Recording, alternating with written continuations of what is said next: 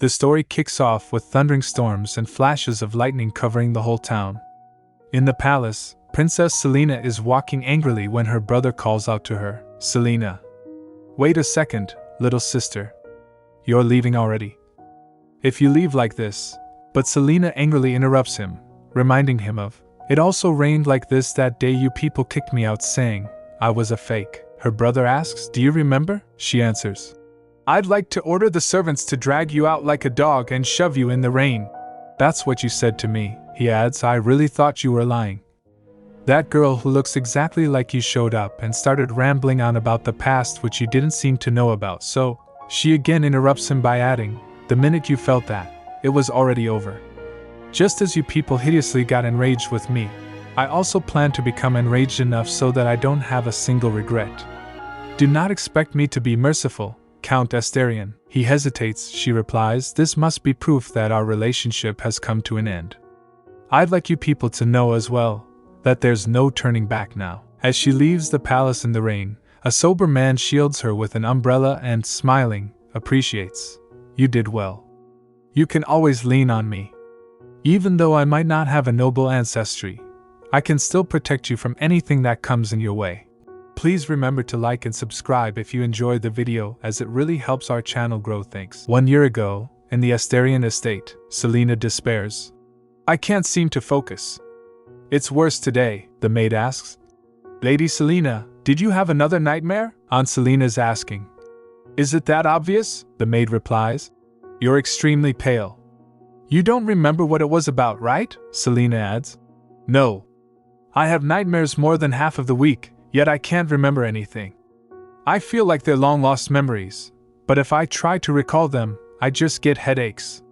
When I was a child, I got kidnapped and ended up losing all my memories from before the age of 10. Perhaps that's the reason why I still have nightmares where I wander around uncertain memories." Then the maid says, "You lost your memories because of those bad guys and now you're going through all this. If it's too much to bear, should I bring you some pain potion made by the temple?" Selena denies. "No, I don't want to use that precious thing on something as minor as my headache. Instead, can you see what's going on outside?" "I hear some commotion." The maid agrees and says, "Okay. I'll be back soon." Selena thinks, "This place I now live in is a holy empire. Until 100 years ago, there was actually a saint, and even the founding heroes are holy knights. As a result, there's a strong ethos of trying to treat everything with holy power, and medicine is less developed here than in other nations. I even carried out some pharmaceutical research, but I wasn't able to solve this chronic headache." Upon seeing her maid Rosie return, she asks, "You're back, Rosie." Rosie replies respectfully, "My lady, I think you need to go see for yourself." Selena asks again, "Why? What's going on?" As both come out of the room, Selena becomes shocked to hear someone speaking. "Please believe me. I can prove it. I can prove all of it. So please give me a chance," Selena asks. "Father, what's going on?" her father orders. "Selena, go stay in your room." Upon seeing this lady who looks similar to her, she thinks, "Huh? What's this déjà vu?" Rosie asks. "My lady, is your head hurting again?" Selena replies. "I'm okay. Yes, I should go back and get some rest." But on this lady requests, "Father, please believe what I'm saying." Selena becomes shocked to hear. "Father?" the king asks. "What do you mean you're my daughter? Are you saying you're my love child or something?" This lady replies, "Father, I mean, my lord. I'm your real daughter," the king shouts. "How dare you impersonate a noble? Kick this girl out right now," this lady loudly says. "My dear baby, I love you more than the sun. That's what it said in the letter my mother left me before childbirth. And on my 4th birthday, you put me on the top of your feet and taught me how to dance." When the king asks, "You could have easily heard that from others," she confidently replies. "You also came to my bedroom and put a luminous stone under my bed." Maids, much shocked, whisper, "Oh my gosh, how does she? Oh dear," while she continues, "You said the light would chase away monsters and told me not to be scared." Selena thinks, "I lost all my memories since I returned after having been kidnapped, but this woman remembers things about my past that I don't even know. Who is this woman and why does she know my memories? King orders. Selena, go inside, Selena requests. Father, please let me stay. I need to know what's going, when her father loudly says. That's an order. I think it would best if you went to your room and took a sedative. Then he orders. Rosie, escort Selena back to her room. She immediately nods. Yes, my lord. My lady, we should go. While Selena, much confused, thinks, I'm the real one. If that woman is Selena, then who am I? That day, each and every minute I was awake felt like I was in a nightmare. After all, I wasn't strong or stable enough to not be affected by it. Who could easily accept that I could possibly not be the real daughter? Then she approaches her unconscious uncle and sadly holding his hands asks, Uncle, please help me. I'm Selena, right? I'm the real daughter, right? I held the hand of my uncle, who's been lying there unconsciously since I was a child, and continued to pray that I wished I was the real daughter. Then his brother Shaun, approaching, asks, Here you are. Selena, what's going on? She replies, Shaun, they're saying I might not be the real daughter. If I'm not Selena Estarion, who am I? Shaun assures. Of course, you're my sister, Selena. Suddenly Rosie interrupts. My lady! I heard the head maid is going to inspect that woman's body. Hurry up and go. Selena, much frightened, thinks. Inspect her body. That means her childhood memories are accurate, Shaun assures her. Selena, there must be some kind of misunderstanding. I'm sure father's just gotten it wrong. Let me go and talk to him. While she thinks, could it really be all a misunderstanding? What if I really am not Selena? Then the king calls her and asks. Selena, she replies. Yes, Father Shaun, he questions. There's something I'd like to ask you. Are you really Selena Estarion? As Selena curiously inquires. What do you mean, am I the real Selena Estarion? Her father exhales and replies. Dear, I think you should sit down first. She sadly sits, even when her brother also adds. Selena, I understand you must be confused about what father just asked. But it's really important, he further explains.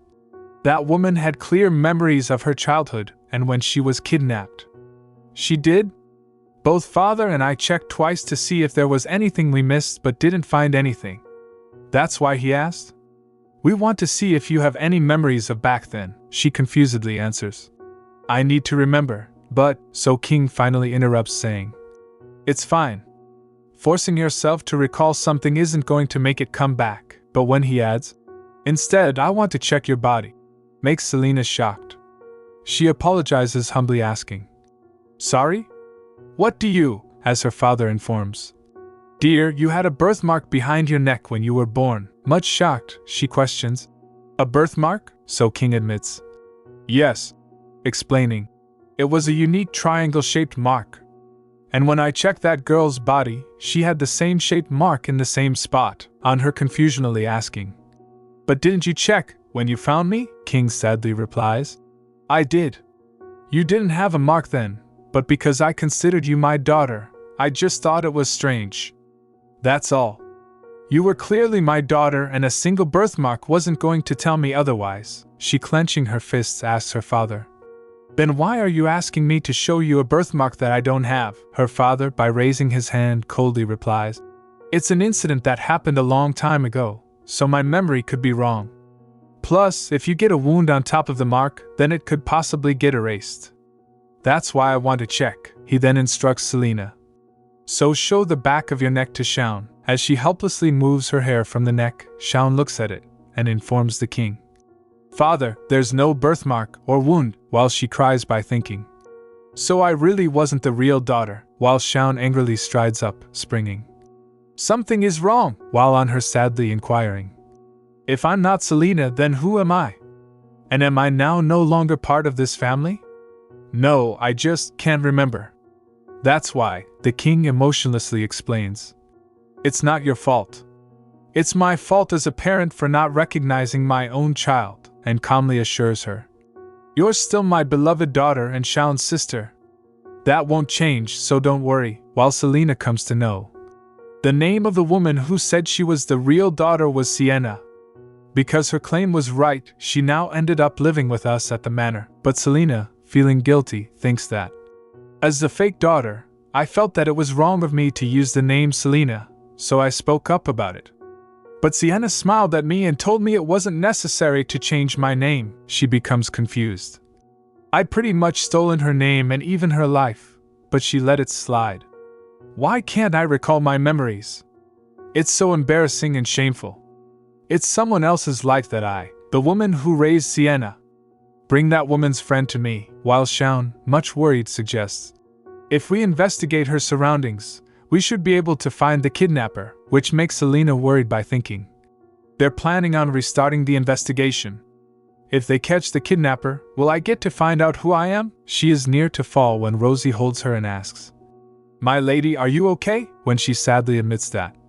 This is probably harder for Father and Shaun than it is for me. They couldn't have imagined that a fake daughter like myself would look so much like the real one. After all, even I was confused when I looked at myself. Then she exhales tiredly and concludes to the maid, "Rosie, you can leave. I'd like to be alone," which Rosie hesitantly agrees. "Okay. If you need me, please call me anytime." "Well, good night, my lady," while Selena wishes her back. "Good night, Rosie." "Thank you." Now puzzled, closing the door, she thinks, "Do I deserve to be in this house when I'm fake? But Father and Shaun are my family. I love them. They're my everything." She becomes shocked to hear Sienna calling her. "Selena, what are you doing there? That's my spot. You had no intention of trying to remember, did you? Because you're happy. Because you're comfortable," although she tries to deny. "No, that's not what," but this lady angrily interrupts her and grabbing her, shouts at her to get up right now. "I should be sitting there." Selena calls her father and brother for help. "Father, Shaun," but becomes shocked when they coldly ask, "Who are you calling father? How dare you when you stole my daughter's place?" She, much confused, denies it while falling. "No, I didn't mean to steal it," and shouts, "Help me, Father!" While imagining that the other lady and her family are enjoying happily, she, much panicked, wakes up and realizes. It was a dream. Yes, it's just a dream.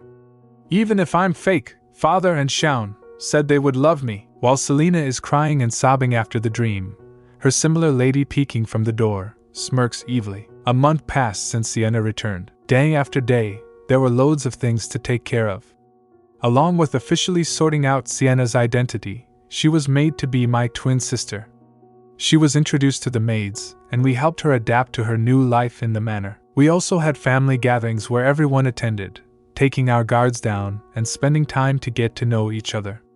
So during tea time, King informs, the ball season is coming.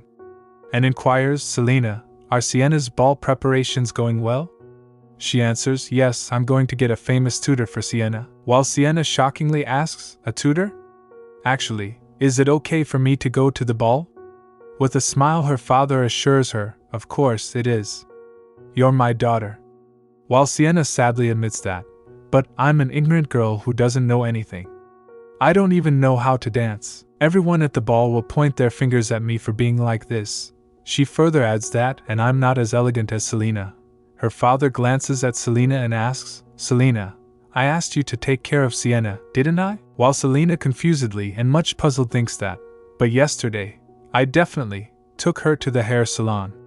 Why do her hair and fingernails look like they haven't been taken care of? Could I be mistaken?" I think these kinds of incidents are happening repeatedly. Selena also reminds, "Just a few days ago, I received a ribbon as a gift from Sienna, and she asked me to wear it to dinner.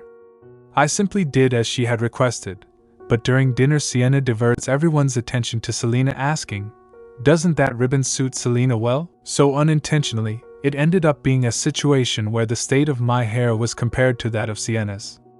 And I got reprimanded instead." Her father angrily asks, "Are you actually looking after her?" She helplessly thinks, "No matter how hard I try, it always ends up like this." While Sienna suddenly interrupts and requests, "Father, don't do that to Selena. She's been taking care of me well." So on King's inquiring, "Then why do you look like that?" She hesitantly adds, "My nails and hair ended up like this because I was helping the servants in the morning. I was too bored to stay still." When her father says, "You and Shaun looked busy, and Selena looked absorbed with reading," makes Selena puzzled. When Sienna hesitantly adds, "This is the best I can do. I'm sorry, my lord, I mean, father." While King looks upset, says that's not something you should be sorry about, by explaining, "The problem is that we haven't been paying you enough attention." While Selena apologizes, "Sienna, I'm sorry. It's my fault." While thinking that, as I continued to apologize to Sienna, what came to mind was that, as long as I was with her, I would forever be the aggressor. Now sitting alone, she disheartened thinks, "Whenever I feel down like this, His Highness the Crown Prince would come and console me. But I guess even that won't be easy now. I'm not even the real daughter. How can I even think about marrying the Crown Prince? When my engagement with him is broken off, Sienna will probably become his new fiancé." Her thoughts interrupt when Sienna, coming in her room, calls her, "Selena?" While she much panicked asks, "When did you come in?" "What's that?" Which Sienna excitedly informs, "A scarf. His Highness gave it to me as a gift." And on her shock she explains, "I'm his fiancé, for now. Of course, now I'm sure he will break it off soon. You're engaged to His Highness? That's impressive, Selena." Then clapping she further adds that, "I'm really jealous of you, but also resentful." On Selena's much disappointed and worried glance, she without bothering her continues, "If you had only remembered correctly, I wouldn't have had such a hard life. I would have been beautiful and elegant like you, and also extremely knowledgeable." Then she glares at her and angrily adds, "Everything you have originally should have been mine. That pretty hair, your intelligence, and even your fiancé." While Selena apologizes, "I'm sorry, but you know I didn't mean for any of this to happen. I unintentionally stole your life. I'm really sorry." While Sienna, much relaxed, asks, "You really don't remember anything, do you?" and immediately runs away. While Selena loudly asks confusedly, "Excuse me? Wait, what did she just say?" Then she thinks, "Why do I get a bad feeling?" So she worriedly thinks, "I don't think I should let her just leave like this." She runs behind her while calling, "Sienna, wait. Can you please stop? I won't tell anyone. Ever. So please stop now, Annette." She, much shocked, angrily stops, while Selena calmly says, "Please calm down, Sienna. What is it that you want to tell me?" But Selena becomes shocked when Sienna, standing near the stairs, shouts, "Someone, help me!" While seeing Sienna's smirk smile, she becomes puzzled. Then in no time, Sienna intentionally slips and falls down the stairs. Servants who are seeing all this, much panicked, run towards her and ask, "My lady? Lady Sienna!" Someone shouts, Go call the physician." Selena becomes scared upon hearing the servants whispering and asking, "Who would do this to Lady Sienna?" Another one replies, "We heard her quarreling with Lady Selena on top of the stairs." So the first one, much shocked, asks, "Then are you saying Lady Selena did this to Lady Sienna?" It is the raining day, thunderstorming, when she knocking at the door requesting, "Father, Shaun, please open the door. Is there no one there? Please, open the door." She disappointedly thinks, "How many days have I been locked up in here? They give me one meal a day, so maybe it's been about a couple of weeks. Maybe I should have begged for forgiveness. Is that what I should have done?" But she sadly remembers when her father angrily orders her, "Selena, hurry up and apologize to Sienna. How could you push someone down the stairs just because you're upset?" She, seeing Sienna's smirking face, denies sadly, "I can't beg for forgiveness when I haven't done anything wrong." Shaun, coming close towards her, shouts, "Selena, you've been punished severely, yet you're not sorry for what you've done. Why? How much longer will you deny that you pushed Sienna down the stairs?" Her still insisting, "But I really didn't push her." Shaun angrily inquires, "Then are you telling me she fell down from the stairs by herself?" But she still tries to explain, "I'm innocent. I swear that I didn't push her." He angrily shares with her, "A few days ago, Sienna came to the training grounds and told me she was scared because you were harassing her." Sienna shared with him, "Shaun, I'm terrified of this place. I mean, of Selena. At the time, I didn't think much of it, but a few days after that, Sienna fell down the stairs. And it wasn't just the stairs.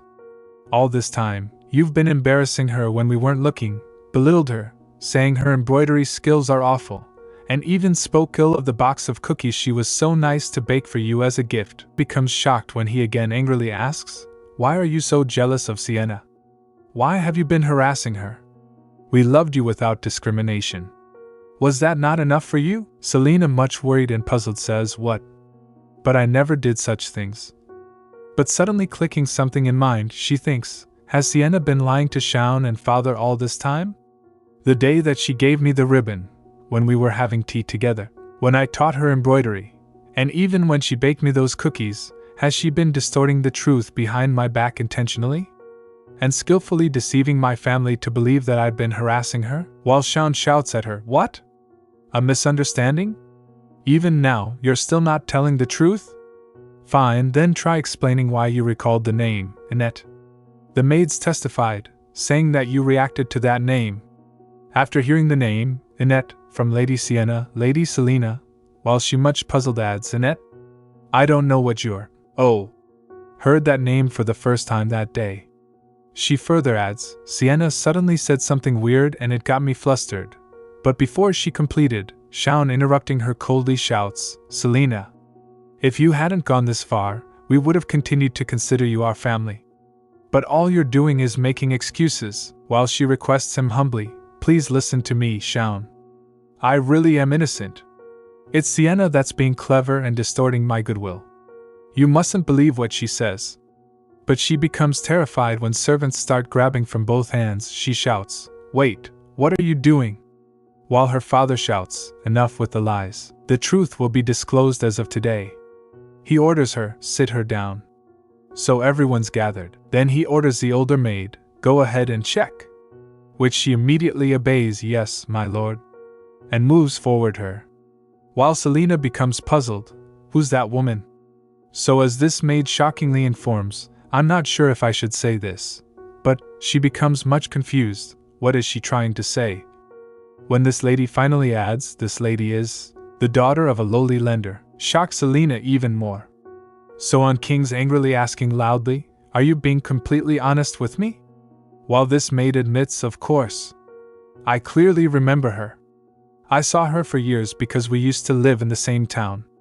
After some men visited, Julia's real daughter vanished, and she started raising a girl who looked exactly like her real daughter. While Selena tries to interrupt, what in the world? While King, raising the hand, orders maid, that's enough. You may leave. While Selena shockingly asks, are you saying, I'm the daughter of this woman named Julia? While King glares at her scolding, you probably know better than I do. After all, you and your mother schemed this, didn't you? While she immediately denies, no, we didn't. I don't have any memory of that. Plus, commoners in the countryside wouldn't even know what the Count's daughter looked like. They couldn't plan such a thing. While Shaun also shouts by pointing, you must have coincidentally seen her on the streets, and made a plan right away. You're being unreasonable. While she also explains herself, it's true I lost my memory, but I never lied to my family. Not once. While crying she springs, even if I were Julia's real daughter, I never lied. While her father shouts angrily and asks, you won't stop spewing out lies, will you? Did your mother put you behind this? Did she tell you that you could switch lives if you pretended to have amnesia? Selena, much helplessly crying, joining her hands, bowing down, asks, do you really think I deceived my family for 10 years Father, Shaun, you have to believe me.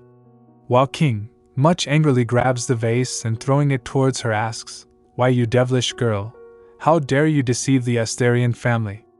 I see I raised a cunning devil of a girl. While she barely avoids herself from this attack, when he again orders, men, kick that evil thing out of my house. It was a rainy day.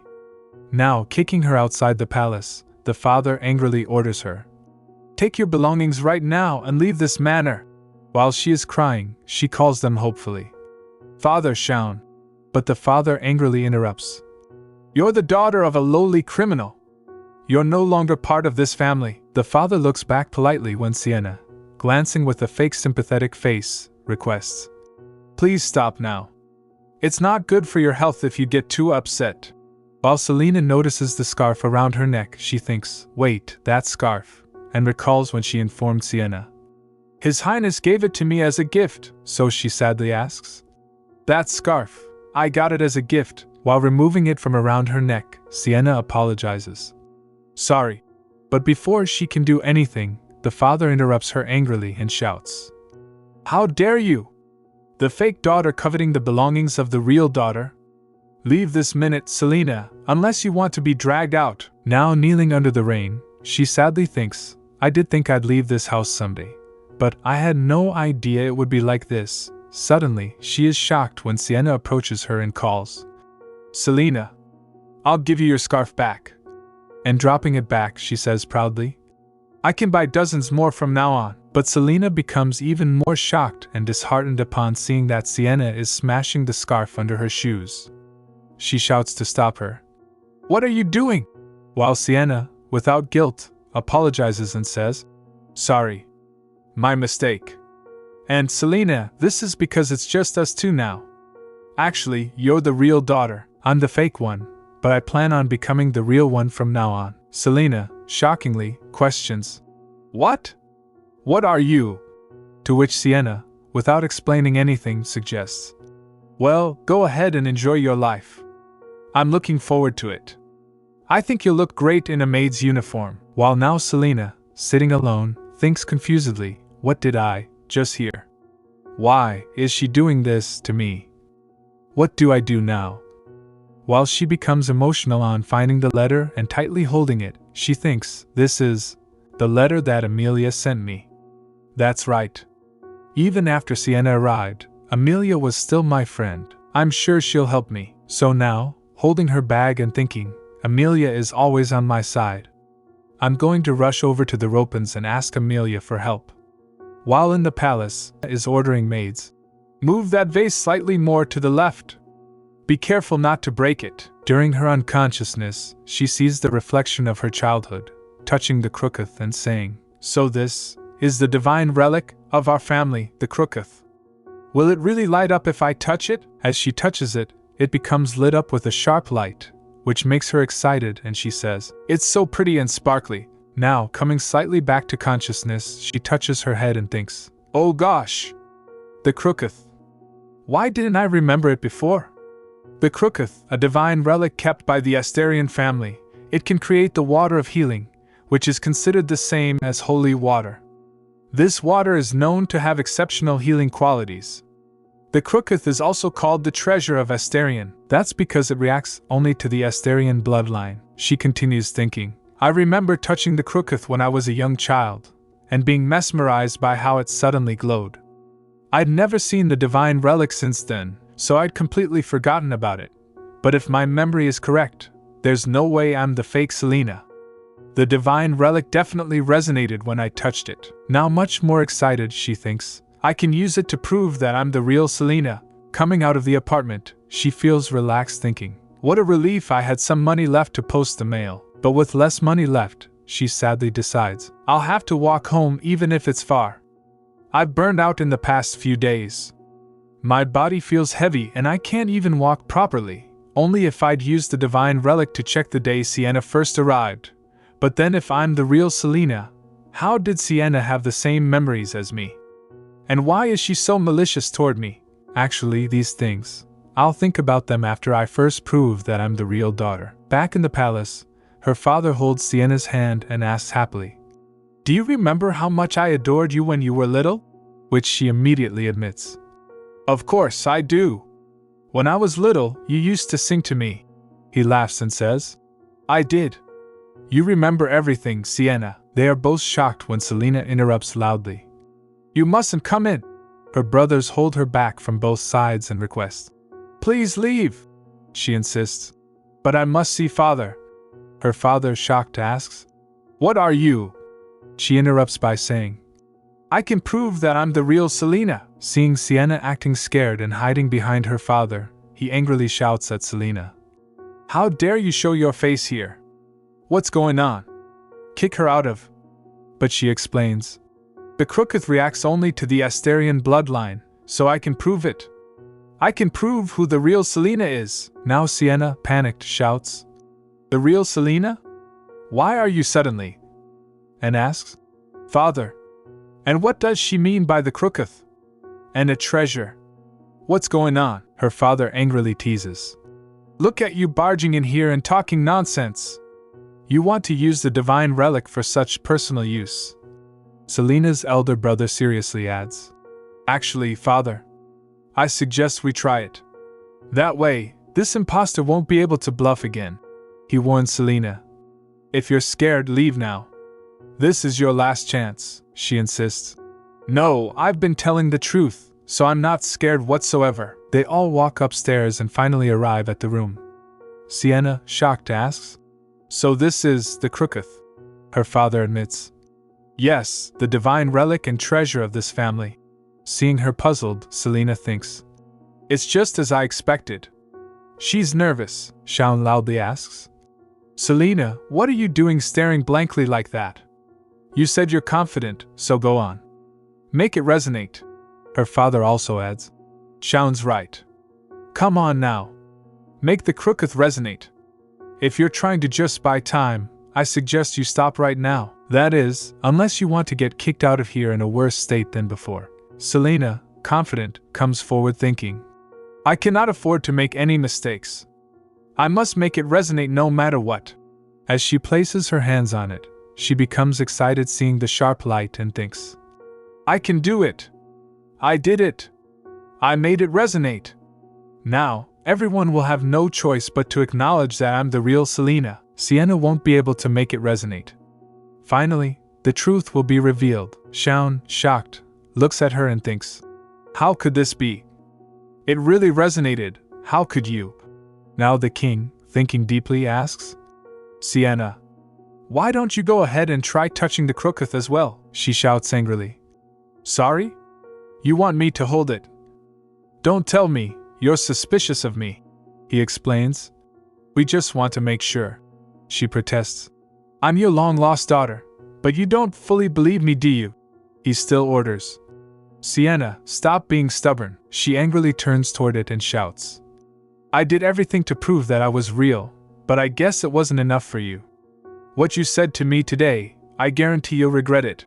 Then Sienna walks toward it and angrily places her hands on it, but only sees a dull lamp glow. Selena, happily thinking, I knew it! My plan worked! Now everything will work out. But then everyone becomes puzzled as they see the glowing light appear around the crooketh once more. On seeing so much high-resonance light, Selena sadly thinks, This is impossible. It doesn't even compare to my weak resonance. This is impossible unless it's thick Estarion blood. The crooketh must have made a mistake. That can be the only explanation for this now. Much disheartened, she thinks. Was I really a fake? What must I do now? Am I really the daughter of a kidnapper? While seeing her father angrily turning around, she calls, Father, please! You must let me try one more time. You saw it. It resonated when I touched it. Please, while he, without listening to her, angrily calls, Shaun, grab that child. I will punish her heavily, for fraud, contempt of nobility, and using black magic, while he shouts, No, that's not true. Shaun, please believe me. I don't even know black magic, as he is grabbing her, angrily warning. Don't resist. Otherwise, you'll regret it. While on Sienna, with fake emotions for Selena, asks about this severe punishment. Is this really necessary? So he explains. Black magic is a very evil and dangerous form of magic, while Selena mimics with teary eyes. What do you mean black magic? That's ridiculous, Fath. But he interrupts her loudly. Enough! Who are you calling father? I'm not your father! It's bad enough that you stole Sienna's life, but now you even tried to cover it up. I see it's true the apple doesn't fall far from the tree. Black magic is the only way to explain what just happened. You were trying to fool me into believing that you were the real daughter, weren't you? Don't just stand there. Arrest her and hand her over to the interrogation center. Now she's sitting in jail, much tired, dozing, thinks, I'm exhausted. But I haven't slept for days. At the exact time, the in-charge kicked her and shouts, Damn witch! Who told you could doze off? And grabbing her by her collar angrily asks, How did you communicate with the dark mages? What kind of magic did you use to make the crooketh resonate? Answer me, she, much exhausted, holding his hand, asks. How much longer are you going to treat me like a criminal? I already explained everything to you. Is that what father told you? That I'm a witch who wields black magic? He admits. Yes, his lordship ordered me to find out what kind of evil method was used to cause the resonance, while she disheartenedly thinks. I know that it was father who brought me here. I knew they would interrogate me harshly, but I had no idea they would treat me like an animal. The fact that he sent me here nevertheless, that means I mean nothing to them anymore. So on her asking, when is the priest coming? Which he shouts to her. That's none of your business. Tell me. How is it that? But he interrupts himself saying, I didn't even get a trial, yet you treat me like a criminal. So I have nothing more to say. As he moves back to the jail, and due to tiredness, dozens of criminals are asking each other. Search her and see if you find anything. She was a noble, right? Maybe there's something expensive. As one criminal comes near to her with bad intentions and nears to touch her, when she suddenly jolts and wakes up, he evilly smiles and asks, Hey, you're up, on her angrily asking. What are you doing? He tries to search her asking. You got anything to eat hidden under there? While he shouts, and she kicks him. I don't. Get your hands off me, while this man adds. I thought you'd have something, being a noble and all. She now sits worriedly thinking and crying. I still haven't frozen to death, Father Shaun, you've really abandoned me for good. I shouldn't hold on to them like this anymore. As the day passes into night, feeling something, she thinks. Someone's coming, and immediately realizing, she asks, Your Highness. Calypso Martinson, Crown Prince, while immediately looking down sadly, disheartened, thinking, I can't believe I have to look like this, in front of the man I love, while on his gaze and asking, What is Your Highness doing here? While she still holds the jail door rod sadly thinking, Is he ashamed of me? I never could tell what he was thinking, but today it's worse, on her still thinking. Calypso, I really loved you, he calmly says. You haven't changed. That's good, and then turns and moves away, while she, much confused, asks, Pardon? What do you mean? While seeing him still stepping away, she thinks, No! I have so many things I want to say, and loudly calls, Your Highness. He immediately steps back to her and leaning down asks, Yes, Selena. Considering the time we've known each other, I can consider doing a few favors for you, and questions. It's hard here, isn't it? She considers. This moment will be your only opportunity. It is hard. The cold, the hunger, and the feeling of being abandoned, maybe it's my last chance to ask him to get me out of here. But what I really want to say is, please, help me, Your Highness, which he, with a smile, stands up and says, I respectfully decline, he with smirks adds, Who knew I'd live to see this day? The day Count Estarion is ruined, well, good luck. And as he moves away, she, much shocked, thinks, he wanted to scoff at me. That's why he came. Was he always like this? Or has he come to hate me due to the misunderstanding? Whichever it is, all I got today was his mockery, instead of a chance to tell him how I felt. Now sitting on the ground, disheartened, thinking, everyone's treating me like a monkey in a zoo, first, His Highness, and now even Amelia. She recalls about Amelia visiting her and teasing. You always used to pretend like you were a good person. Well, look at you now, Miss Goody Two-Shoes. How sick and tired I was of all the lecturing. How I should learn from you, be like you. Now recalling all this, she droops her head down, realizing, the world I lived in was fake. All that remains now is this dreadful reality. She becomes shocked when the jailer, opening the door, shouts, Hey, you there! Follow me, on her asking, Why? Where are you taking me now? He shouts and commands, Be quiet and come out. As he ties her hands to the chair with scoffs, she, much confused, asks, What are you doing? Let me go. Why are you doing this to me? What did I do wrong? How much more are you going to harass me? While she stops shouting on seeing a man, Manuel Moreno, a priest, who comes and asks, Is this her? From a glance, she doesn't look like a witch, while the other person angrily informs, She's a tough *tch. She hasn't said anything even after being tortured, while the priest fixes his glasses, much shocked, inquires, Oh my, Your name, Selena, is it? So she loudly adds, I'm not a witch. And I've never used black magic. I don't even know why the crooketh resonated. And on his informing, that we'll find out when we investigate, she, much exhausted, adds, I see you're not interested in listening to me either. While the priest makes magic circles with fire, he adds, Selena, I'd like to avoid interrogation if I can. But if the divine relic resonated, it means the magic was very strong. This is going to hurt a lot. The holy power used for interrogation is a bit different. As he throws all his power toward her body with a flash of light, she thinks with unbearable pain and shouts, It feels like every part of my body's being scorched with fire. With much pain, she shouts, Please just kill me, I'd rather die. Father Shaun, how could they do this to M? While the priest, finishing his procedure, much panicked, comes close to her saying, Oh dear, Selena, it's true, you've never used black magic. Oh my goodness, guard. Hurry up and release this woman. She's not guilty. She's innocent. While she, crying and having no energy, falls on him, saying, I want to die. I don't want to live anymore. While the priest releases her with instructions, From now on, try not to do anything suspicious and stay away from here. Now sitting outside alone, she disheartened thinks, Where do I go now?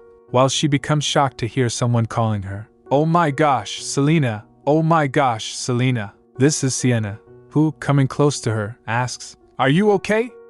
I heard the interrogation officer is tough, but I didn't imagine he would be this brutal. Sienna, while coming very close to her, she whispers with an evil voice, You sure are one tough cookie. And I thought you'd die. Selena, much exhausted, pushes her away, shouting, Sienna! Why are you doing this to me? While Shaun interrupts them and angrily asks, Selena! Are you out of your mind? Sienna came all the way here because she was worried about you, and this is how you treat her? You ungrateful. Father was right. There was no need to see you. All you do is play dirty tricks. While she slightly justifies, Shaun, my innocence has been proven, he shouts. What? Nonsense. Get on your knees and properly apologize to her. And then thank her. It's all thanks to Sienna that they released you. She asked Father to help you, while she immediately denies. No, I won't do it. I wasn't released because of someone's help, while Shaun angrily insists. Selena! Get on your knees and ask for forgiveness for what you just did. If you don't, I'll punish you according to the law of the nobility. Now realizing the bitter truth, she thinks, It feels real now. I get it. I have no family now. I'm all alone. But I must live. If I want to prove my innocence, I must live. So she finally bows down and apologizes. Lady Sienna, I ask for your forgiveness, while on his again commanding, Put your head down on the ground and apologize sincerely. While Sienna, holding Shaun's hand, suggests, Shaun, this isn't necessary, is it? And then says, It's okay, Selena. I've forgiven you. Shaun, let's go back to the carriage.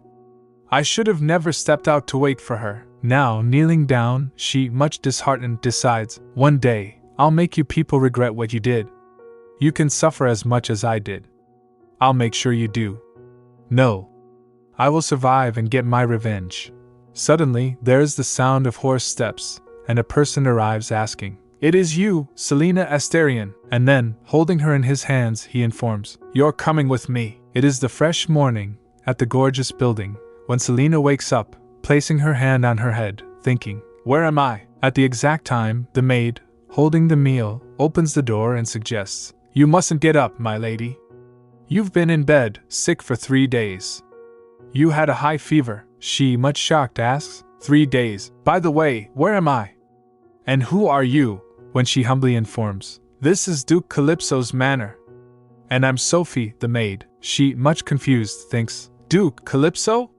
Come to think of it, in front of the interrogation center, Eideun Calypso, the only war hero in the empire, once a humble slave who used to attend to the border soldiers, when the empire was invaded by Latran and was on the verge of having its plains appropriated, he set out with a sword in his hand. Driving the slaves and soldiers, he led the empire into overwhelming victory. Afterward, he rose to the position of commander and achieved consecutive victories in all battles. In the final stages of the war, he even performed distinguished service by saving the crown prince. The imperial family held his contribution in high regard and bestowed upon him the surname, Calypso, as well as the title of Duke of Eideun. She remembers. That was only a month ago. As famous as he was, I knew about him. But the only time I met him was once in the imperial palace. While she, much puzzled, thinks, so how did he end up bringing me here? At the next time, she growls with headache, when Sophie inquires, are you okay? Let me call the physician, so Selena says, thank you. By the way, where is his grace? So Sophie informs, he's away at the moment. When he returns in the evening, I'll tell him that you woke up. In response, Selena thanks her. Now, eating the meal, she sadly thinks, I haven't felt this kind of warmth in a long time. It's completely different from how my family drove me out. I want to seek revenge on those who abandoned me. I'll make sure my painkiller development business is a success so I can take revenge.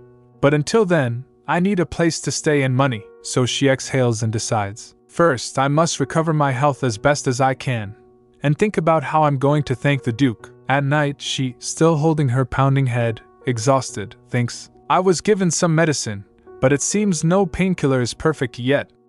By the way, I wonder when the Duke is coming.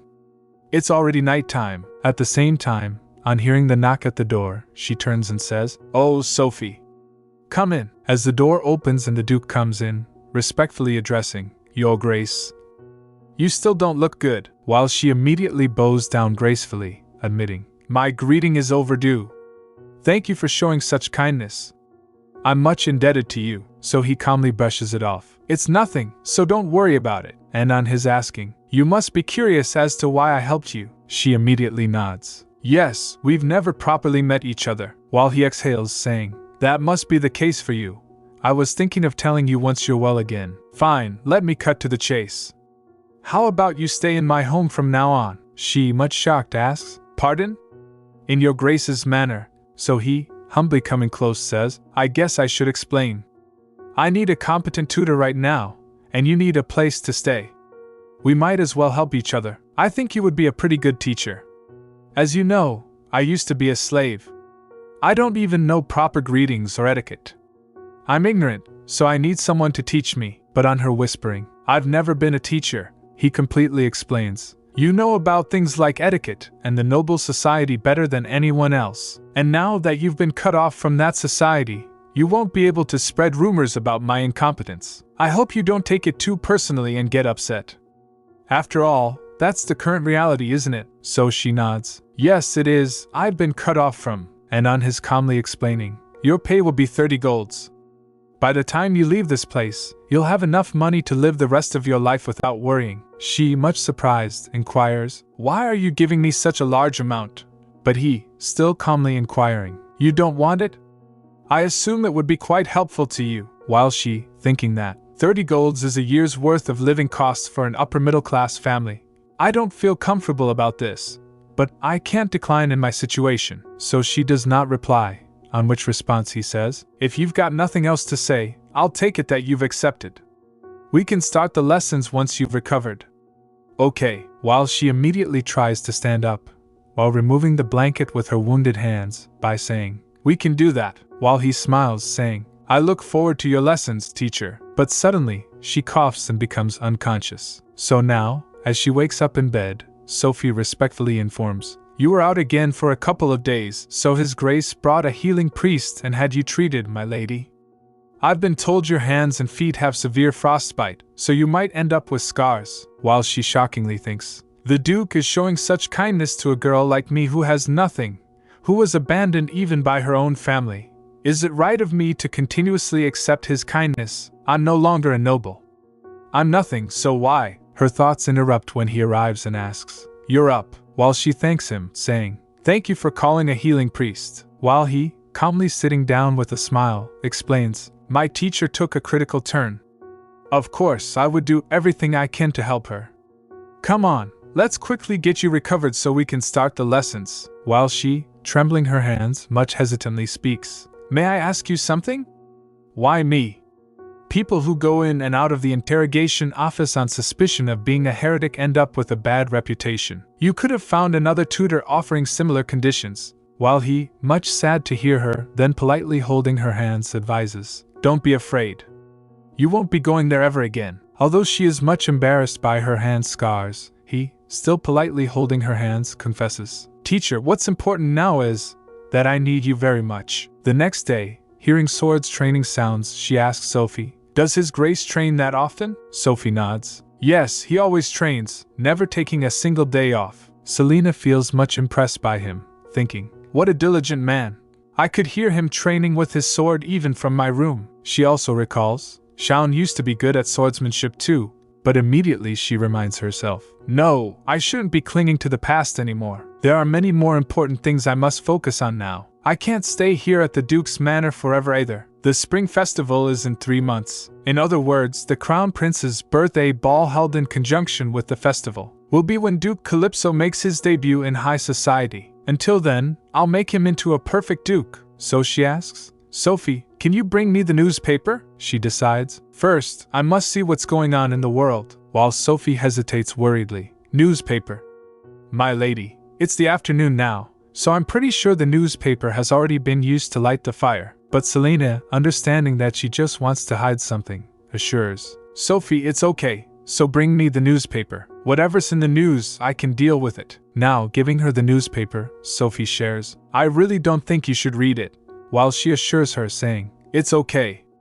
Don't worry. But on seeing the news, Crown Prince and Selena Estarion's engagement terminated, and Crown Prince Tuat's second daughter kept hidden by Count, she becomes shocked. She recalls, I first met the Crown Prince His Highness at the engagement venue when I was 14 years old. She thought, much impressed, He's so handsome. Even back then, handsome was the word that befitted him. There was also something mysterious about him. When he confesses, We finally meet. I've been waiting for this day. Because Shaun's been boasting about you so much. She, much puzzled, thinks, His gaze is cold, but his words are affectionate, and respectfully bows, saying, Greetings, Your Highness. Selena Estarion at your service. While Shaun teases her, I see my sister's shy. She also reminds herself, the day of the engagement, the feeling I had was a strong sense of interest. It was after a small incident that this feeling grew into affection. So one day, walking with the Crown Prince, when she accidentally broke her heel and confusingly asks, Oh, what do I do? I can walk, but she becomes shocked when he removes his shoes, explaining, Selena, do you know?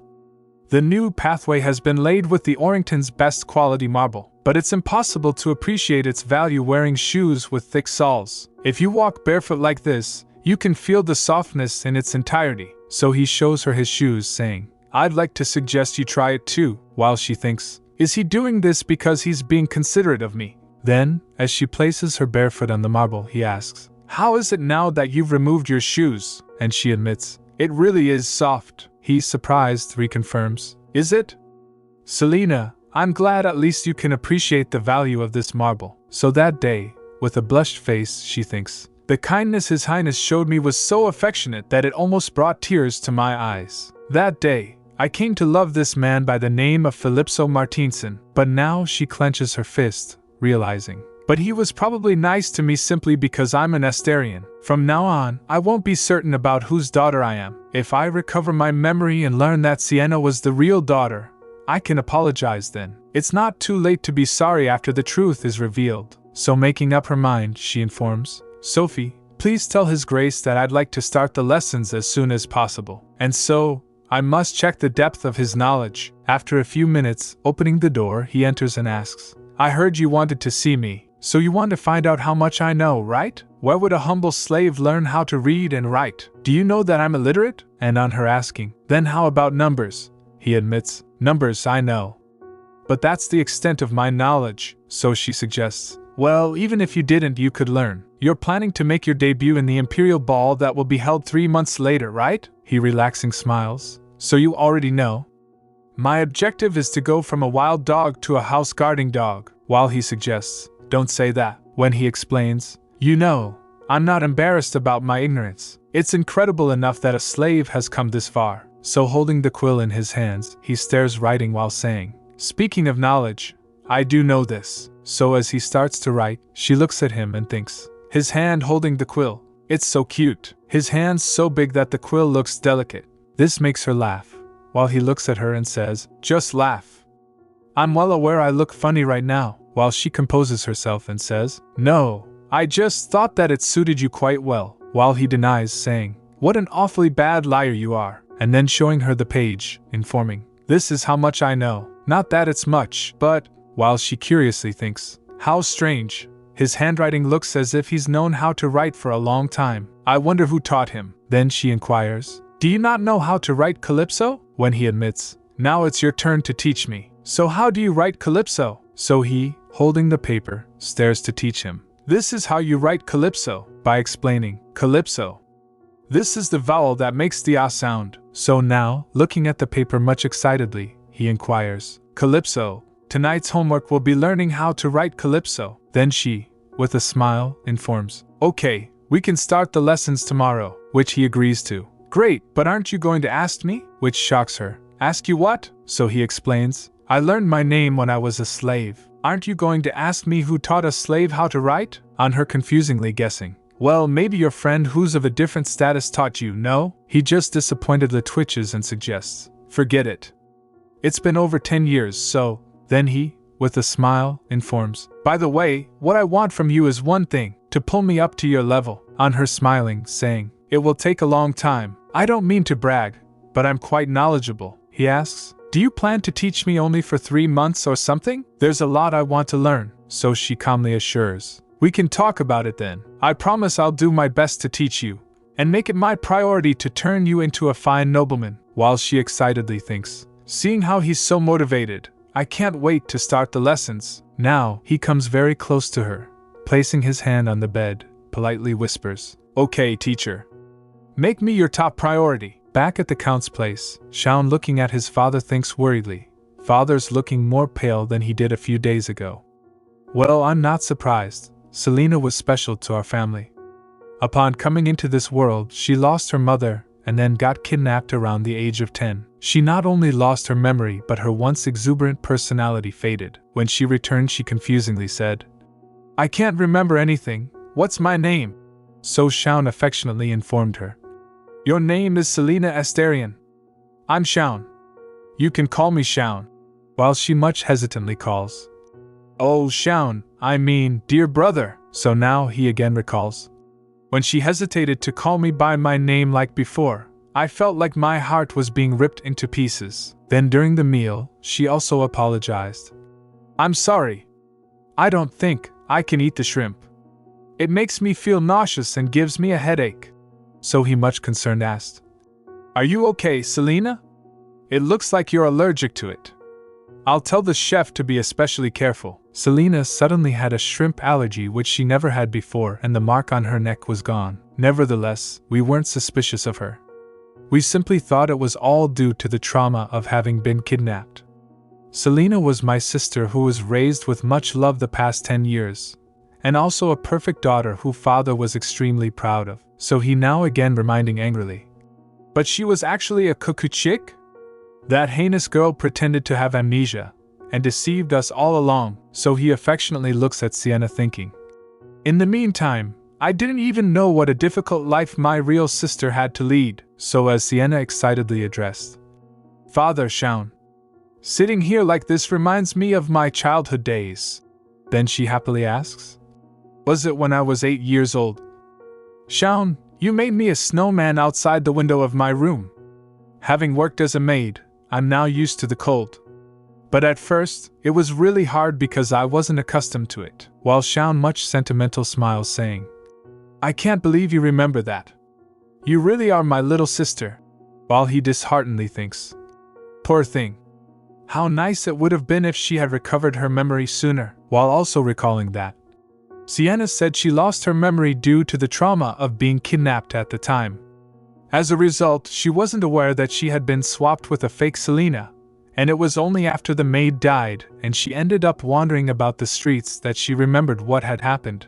Well, when she barely managed to return home, she found another girl had taken her place. I can't imagine how devastated she must have been. If people find out she used to be a maid, she'll have trouble finding a suitable man. I can't have my little sister suffer any more than she already did. So he suggests to his father, "We should call Madame Gordon as soon as possible." On Sienna's curiously asking, "Madame Gordon?" King explains, She will teach you everything from literature and manners to common sense. She's the best etiquette teacher, so you don't need to worry much," while on her still fake hesitation. "But still, I'm not sure if I'll do a good job. After all, I'm a lowly girl," King much angrily shouts. "What do you mean you're lowly? You're the daughter of an Estarion. Who would dare to say such a thing?" While Shaun also agrees. "Father's right. You're not lowly at all. You're of noble blood and deserve to become even more special." "Become even more special?" She becomes much excited when King explains. "Yes, at the Imperial Ball taking place this spring, I plan to introduce you to His Majesty and His Highness. Darling, you'll do a much better job than that impudent fake.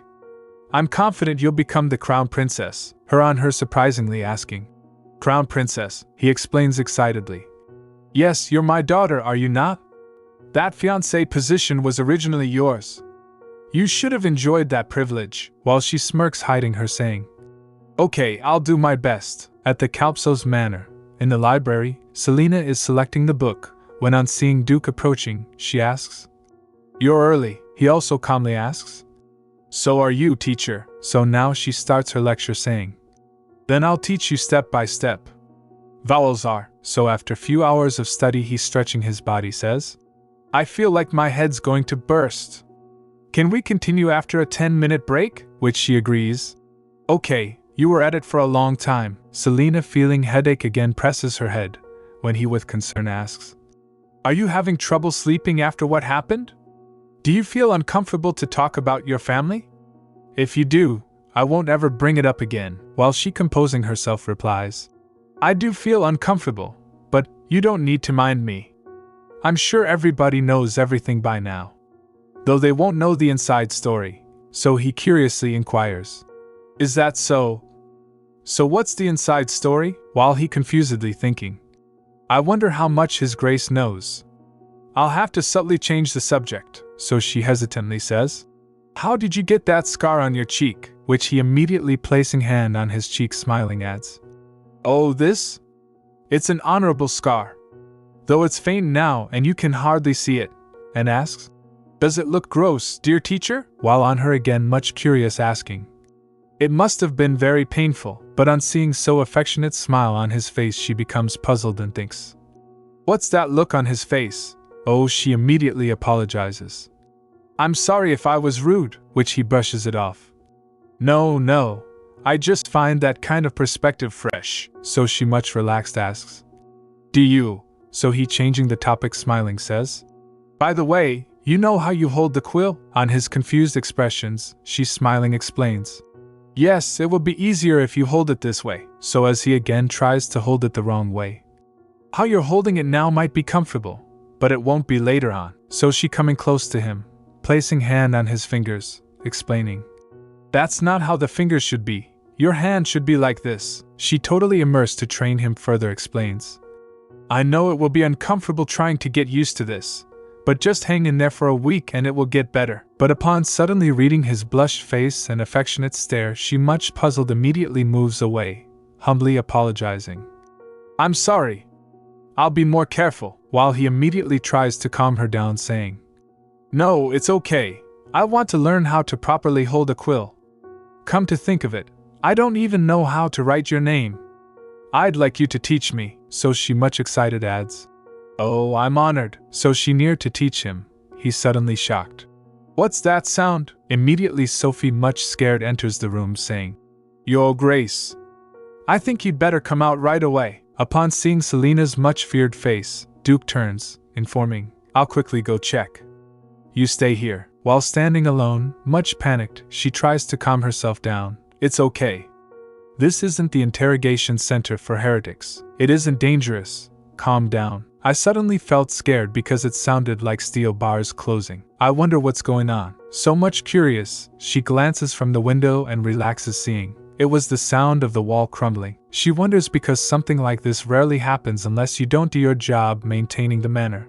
So she also sadly recalls, come to think of it, even the inside of the manor was a mess. How could they gift a manor like this to a war hero? She much desperately thinks, I can see how the imperial family treats Duke Calypso. While on the outside, upon seeing, much puzzled, Calypso shares with Sophie, I've never seen the wall crumble like this. I guess we'll just have to clean it up and live without a wall. There are plenty of manners without one. While she worriedly adds, but I don't think we can leave it like that. It's not safe. It doesn't look nice either. While he carelessly shares, there's nothing to steal in a shthole like this anyway.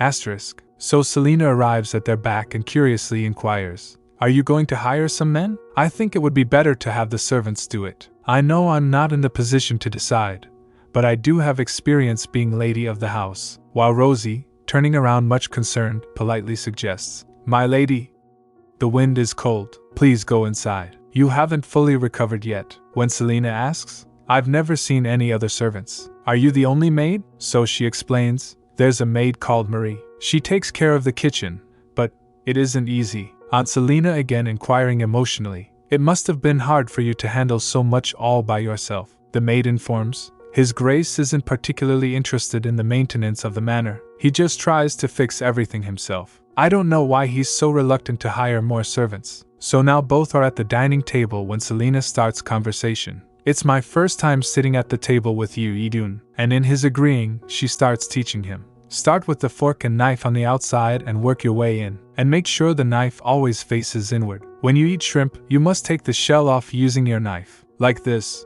So he is also attentively following her. And after removing many shrimp shells, he asks, you mean like this? Which she happily says, yes, that's correct. You peeled so many in a short period of time. So he happily moving the plates toward her suggests, then eat these. You didn't eat anything because you were busy explaining. But on her hesitantly denying, sorry. I can't, he asks curiously. Do you feel uncomfortable? But she denies, no, I'm allergic to shrimp. While he much confused again asks, you're allergic to shrimp? And recalls the king informing him that, my daughter never had an allergy. While late at night, she moves out of her room thinking, I couldn't eat the other foods either because I kept thinking about what happened in the past.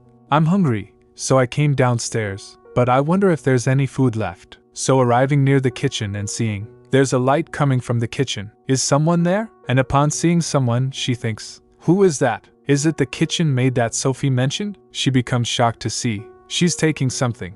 So she loudly inquires, Marie? What are you doing? These are Duke Calypso's silverware. Were you trying to steal these? Upon seeing her so panicked face, she politely adds, it's okay. You can be honest with me, Marie. So Marie, much guilty, apologizes and requests, please forgive me, my lady. I really didn't have any bad intentions. Today was the first time. I swear, I did it because I was so worried about my grandson who would be left all by himself once I died. While on her panically asking, what do you mean die? I don't think you're that old to be preparing for your funeral. Marie explains emotionally, I'm sick. The doctor told me I don't have much time left. I was planning on putting together some money and sending him to a distant relative's. But my condition suddenly deteriorated and I got impatient. So please forgive me just this one time.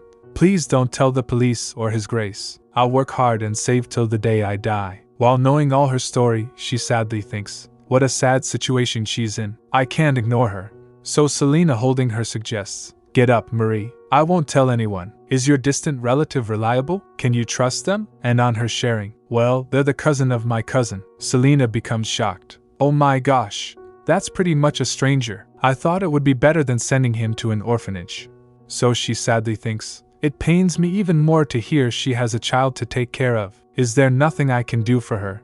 So she calmly tries to relax her. Marie, don't worry about what happened today. Just finish your job in the kitchen. I'll help you. She immediately, much humbly admits, yes, thank you so much, my lady. I appreciate it. When she comes back to her room, switches off the lamp and lies down on the bed, sadly and disheartened, she recalls her past, when a lady much angrily shouted at her, damn it, Annette, eat it right now. While she, much harassed, thinks, if I cry, she'll beat me again. She much trembling apologizes. I'm sorry, mother, I can't eat the shrimp anymore. It keeps smelling weird. While this lady much angrily shouts again, I told you to eat it. While she, feeling much helpless, wobbles and thinks, how much longer? Do I need to stay with mother? At the exact time, the other girl similar to her face arrives, when this lady asks, there you are.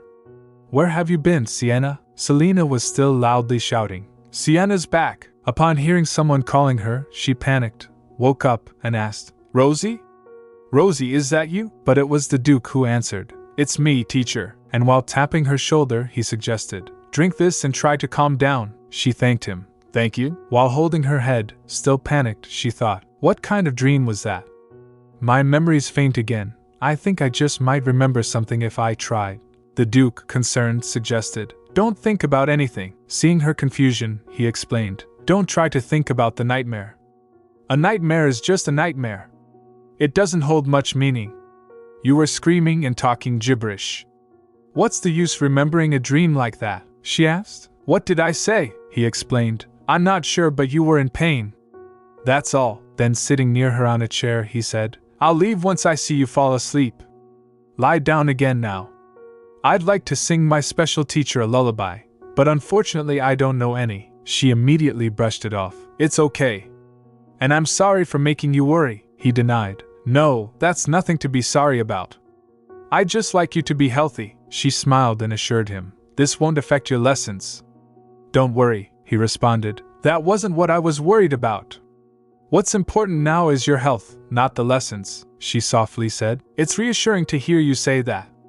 "Thank you," he gently told her. "Well, get some sleep now. No nightmares, no screaming, just have a good night's sleep." "Good night." The next day, as she woke up and entered the library, she saw him already sitting there holding a book. She asked, "Were you reading Eideun?" He looked surprised and admitted, "Teacher. Yes, although it's a children's book. But there's a lot to learn even from a book like this. It's satisfying learning one by one," she thought to herself. Eideun isn't embarrassed about his lack of knowledge. Instead, he's proud of his efforts to learn. "That's good," she offered. "If there are any words you don't understand, please ask." He immediately asked, "I actually had one I didn't understand."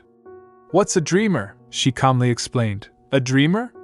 It's someone who often dreams about vain things and lives in a fantasy." He smiled and asked, "Then I guess I'm a dreamer as well?" She curiously asked. "You are? You don't look like you enjoy fantasizing about things," he confessed. "There's something I've dreamed of since I was little." Seeing his gentle grin, she wondered, is it a secret? He's just smiling. Then she noticed leaves on his shoulder. She removed them and asked, "You must have tended the garden again this morning." "Sophie told me." His Grace went to tend the garden alone again, he truthfully admitted. "I just mimicked what I saw in the Imperial Garden," she suggested. "You must have more servants if you want to join the noble society," he agreed. "That's true, but I feel awkward ordering people around. Actually, uncomfortable would be the more appropriate word. I was a slave, so I know how it feels to be ordered. I don't like it. I even wonder if I should dare do so," he added. "With Marie and Sophie, I had no choice but to hire them. No one would hire Marie when she's ill like that. But I get to have decent meals and Marie gets to earn money. So it's good for both of us," she said sadly. "I didn't know that was the reason," he politely added. "Well, it's nothing important. Let's start the lesson." But their conversation was interrupted when Sophie came in, panicked, shouting, "Your Grace! My lady! Marie, she must have collapsed while moving the produce. The physician said she doesn't have much time left." Selena immediately approached and asked, "Sophie, you know where Marie lives, don't you? I heard she has a young grandson. We can't have him stay there alone, so can you bring him here?" Seeing the maid's confused expression, the Duke allowed. "Do as she says." Sophie immediately ran off. "Okay, I'll be back soon," he asked. "Teacher, why are you trying to be so nice to Marie?" "You don't need to take care of that boy," she calmly admitted. "I just want her to have someone she can trust." Seeing his confused expression, she explained, "I can't trust anyone anymore, because I know what it feels like to be abandoned. I don't want her to feel the same way I did." He asked hopefully, "What about me? Is it hard for you to trust me too?" She immediately confessed, "I trust you, Eideun. You and I, we have a contractual relationship, so..." He looked shocked and admitted, "A contractual relationship? I'm disappointed to hear that. I'm doing my best for my teacher, you know." But their conversation was cut off when a little boy appeared, looked at them, and greeted. "Hello, I'm Will," Eideun greeted back. "Nice to meet you, Will," Selena calmly asked. "You must be startled because you were brought here all of a sudden." The boy immediately hid behind his grandmother and said, "No. I'm okay, Marie, standing weakly, requested. Your Grace, please don't fire me. I can still work. But the Duke closed his eyes and said, I've decided, Marie. As of today, you're fired. Marie, helpless and shaken, pleaded, Oh, Your Grace. Please don't fire me. Please, he calmly explained. I'm not telling you to leave the manor right away. Take a break and stay here with the boy. Selena, impressed, looked at him as he added, I may not be able to bring back a dead man alive. Marie, now relieved and emotional, said, Thank you, Your Grace. Thank you so much. Curiously, Selena asked, What do you plan to do with this child, Will? He shared honestly. I'm not sure. Honestly, I don't care where he's sent, as long as he's not sold as a slave, she emotionally suggested. Then, let's think about it over the next few days. A few minutes later, Selena was helping Sophie, who said, My lady, I know we're short-handed, but you really don't need to do this. She smiled and replied, It's okay. Besides, I'm no longer the daughter of a count. I need to get used to this life now. And it's actually harder for me to just sit and do nothing. Sadly, she thought to herself, they often pop up in my head, so I need to find something to focus my mind on. Sophie, understanding her lady's needs, said, Okay, since you say so, but please don't push yourself too hard. As Selena started doing the laundry, Sophie smiled and remarked, This isn't supposed to be like this, is it? There's always a first time. Suddenly, they were shocked when Eideun arrived and called out, Teacher? Why are you doing the washing? She calmly explained. Eideun, I offered to help. Just sitting still isn't like me. This is great because I can chat with Sophie as well. Still sadly, he insisted. This is bad. My tutor's even doing the laundry. He then turned to Sophie. Sophie, please excuse us. I'd like to talk to my teacher. Sophie immediately left. He addressed her again. Teacher, how many people do you normally need for a manor of this size? She asked curiously. Do you plan to hire people? He responded sadly. You're doing the laundry. Marie's passed out. We certainly are short-handed now. She gently added. Don't scold Sophie. I was the one who insisted on helping her. He affectionately replied. I know. You're a good nothing. He scolded himself under his breath. What am I saying? She thought to herself, puzzled. He speaks as if he's known me well since before. She continued aloud. Based on my experience managing a house, you'll need to hire at least 5 more people. He asked. Were you in charge of the general affairs of the manor? She replied. I guess you could say so. He grinned. Great. Then I'd like you to set up the basics of this manor. She shouted in disbelief. Excuse me? I'm not saying I don't want to, but I'm just a private tutor. He insisted again. Just think of it as teaching me how to manage this household. I need to learn the basics too. She still hesitated. It would be nice if I could help, but he motivated her. I know you'll do a good job. Just don't strain yourself. I want you to recover and become healthy as soon as possible. He came close, held her hand, and said, You're just so frail. She immediately pulled her hand back and firmly said, I'll become strong again. There's a lot I need to get done. He smiled and moved away. Good. I need to review what we learned today. You go inside and get some rest, teacher. With reddish cheeks, she smiled and thought, I was nervous for a second there. But now I have something to tell Sophie. She dashed to Sophie and excitedly said, Sophie, there's something you need to do for me. Go to the job center and say we're looking to hire servants. A few minutes later, sitting in the library looking at applications, Eideun asked, So we've hired a total of 6 so far, including a gardener. Now I need to find a butler. The number of applicants was low even though we're in the capital, she calmly explained. There's always a shortage of people in the capital. But I'm glad we at least hired the most necessary roles. But deep down she knew, the real reason the number of applicants was low is probably due to Eideun's background. When the imperial family gave Eideun a title, it was essentially a way to stop the slave liberation movement, by giving the people the message that if you work hard as a slave, you might be rewarded with a title. Her thoughts were interrupted as he asked, By the way, I'm a bit concerned with you helping me like this. She was confused. What do you mean? He said. You're taking care of so many things in the house. How will I live without you later on? She smiled and said. Stop teasing me. Looking at her, he admitted. But I'm not teasing you. Well, I won't ask you to be responsible for me. Don't worry, she exhaled, flustered, thinking. Sometimes, I have no idea what he's thinking. As night fell, she stepped out of her room thinking, I worked quite a bit during the day, but I can't fall asleep. She was shocked to see Eideun already walking outside. He turned around and asked, Teacher? You look like you didn't sleep well again. She smiled. I'm okay. What are you doing out here so late at night? He exhaled and shared. I was thinking about the servant interviews I had today. I should have had them way sooner. I've been too negligent. Anyway, thanks to your help, I think both this manor and myself will see improvements. Thank you, teacher. She brushed it off calmly. Not at all. It's all thanks to you taking care of me. Thank you for being so considerate. He looked shocked, and she clarified. I mean, Marie. I feel a lot more comfortable now thanks to what you did, he responded. Don't mind me. Just did what I wanted to. That's all, she asked again. By the way, Eideun, that scar on your cheek, you got it in battle, didn't you? I was just curious about the story behind it. He smiled and explained. Oh, this is a wound of glory. I got it in the process of saving someone very dear to me, she replied. I see.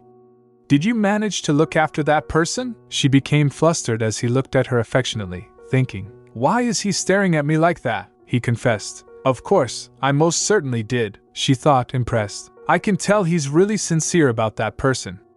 So much that it makes my heart pound just by looking at his eyes. Now Selena is stepping up thinking, I haven't found a butler yet, but I'm glad I hired all the other servants. I'll first tell the new servants the procedure in this manner. I've done it before, so it shouldn't be hard. As she stands up, one maid with short black hair excitedly calls the other. Becky? You're Becky Wyvern, right? It's good to see you like this. I had no idea I'd bump into you here. While the other maid, much panicked and scared, asks, Jeannie? What are you doing here in the capital? While all are silent, Selena stands up and greets. It's a pleasure to meet everyone. I'll be assigning you your duties from now on. I'm Selena. You can just call me Selena, she puzzled thinks. By habit, I almost blurted out my old surname. I'll have to create a new one later on. She then addresses them again. Now let me assign you your duties. First, Jackson, you'll be in charge of the gardening. The kitchen duties, including Becky. That's all. As you all know, Duke Calypso is the head of this manor. I'm just in charge temporarily, so don't forget that Duke Calypso is your master. She thinks to herself. People from the capital are very proud, so there's a chance they'll look down on Eideun. It's best to discipline them in the beginning. She then instructs everyone. Now everyone can get to work, but Selena stops when Eva Baker, the maid who joined after being interviewed, humbly calls her. She curiously turns back and asks, What is it, Eva? Eva hesitantly explains. Well, I know it isn't right of me to ask this, but would it be possible to get an advance on my salary? Selena thinks. She's asking this on her first day here? I didn't take her for this kind of person in the interview. She then apologizes. I'm sorry. According to policy, advances are only possible 15 days before payday. Eva again adds, I know it's hard when it's my first day today. But could I get at least a partial advance? I'm in a very urgent situation, Selena asks. How much do you need? Eva replies, 30 shillings. I beg you, without that money, I might get sold off as a slave. You must have borrowed from a private lender, Selena thinks sadly. There were often people like this in the Count's manor before. But I can't be considerate of everyone's situation. She apologizes again. I'm sorry, but I'm the supervisor. I can't just give you an advance. I'd love to help her if I had money. Suddenly she remembers something and addresses Eva. Eva, follow me. Reaching her room, she hands Eva a scarf. If you like, you can take this. If you sell this, you should be able to get the money you need. Eva hesitates. But this looks so precious. Selena assures her. I no longer need it. Besides, I'm not just giving it to you. You can slowly pay me back. Eva, calmly and gratefully says. Then, I'll accept it with much gratitude, my lady. Thank you so much. Thank you so much, Lady Selena. Selena thinks. I'm glad I can at least help her this way. Thinking about the scarf her father gave her, she reflects. After all, this scarf no longer means anything to me. Now back at the library, Selena says. Eideun, now that you have no problem reading short sentences, how about we study some more difficult vocabulary and composition? He confusedly asks. How do I do that? I'm not confident I can yap all day like a blabbermouth. She immediately interrupts him. Don't say yap. You can use the word converse or talk. He apologizes. Sorry. I must feel more and more comfortable with you, teacher. I'm trying to be careful, but sometimes I can't help it. She smiles, thinking, Eideun's definitely diligent and smart. It's worthwhile teaching him. But his speech is certainly not the most sophisticated. He then asks, I'll continue trying. I want to gain your favor, teacher, she responds. You can write something simple in your diary every day. Writing book reports is also good. He happily agrees. Okay, and you can check it from time to time. I may have written like an idiot. I may have chosen the wrong words. By the way, I'd like to find a swordsmanship teacher. I have no idea where to find one. Do you know? She thinks in shock. A swordsmanship teacher? Shaun joined the Imperial Order after learning swordsmanship. But in the process, I never saw a teacher. I don't quite remember because I was so young. She asks, Do you need to learn swordsmanship for some reason? He explains, Studying is something I must do, but swordsmanship is something I want to learn. She smiles. Don't worry about it. I'll look into it a bit more. As the light comes in, he laughs. The sun's blinding.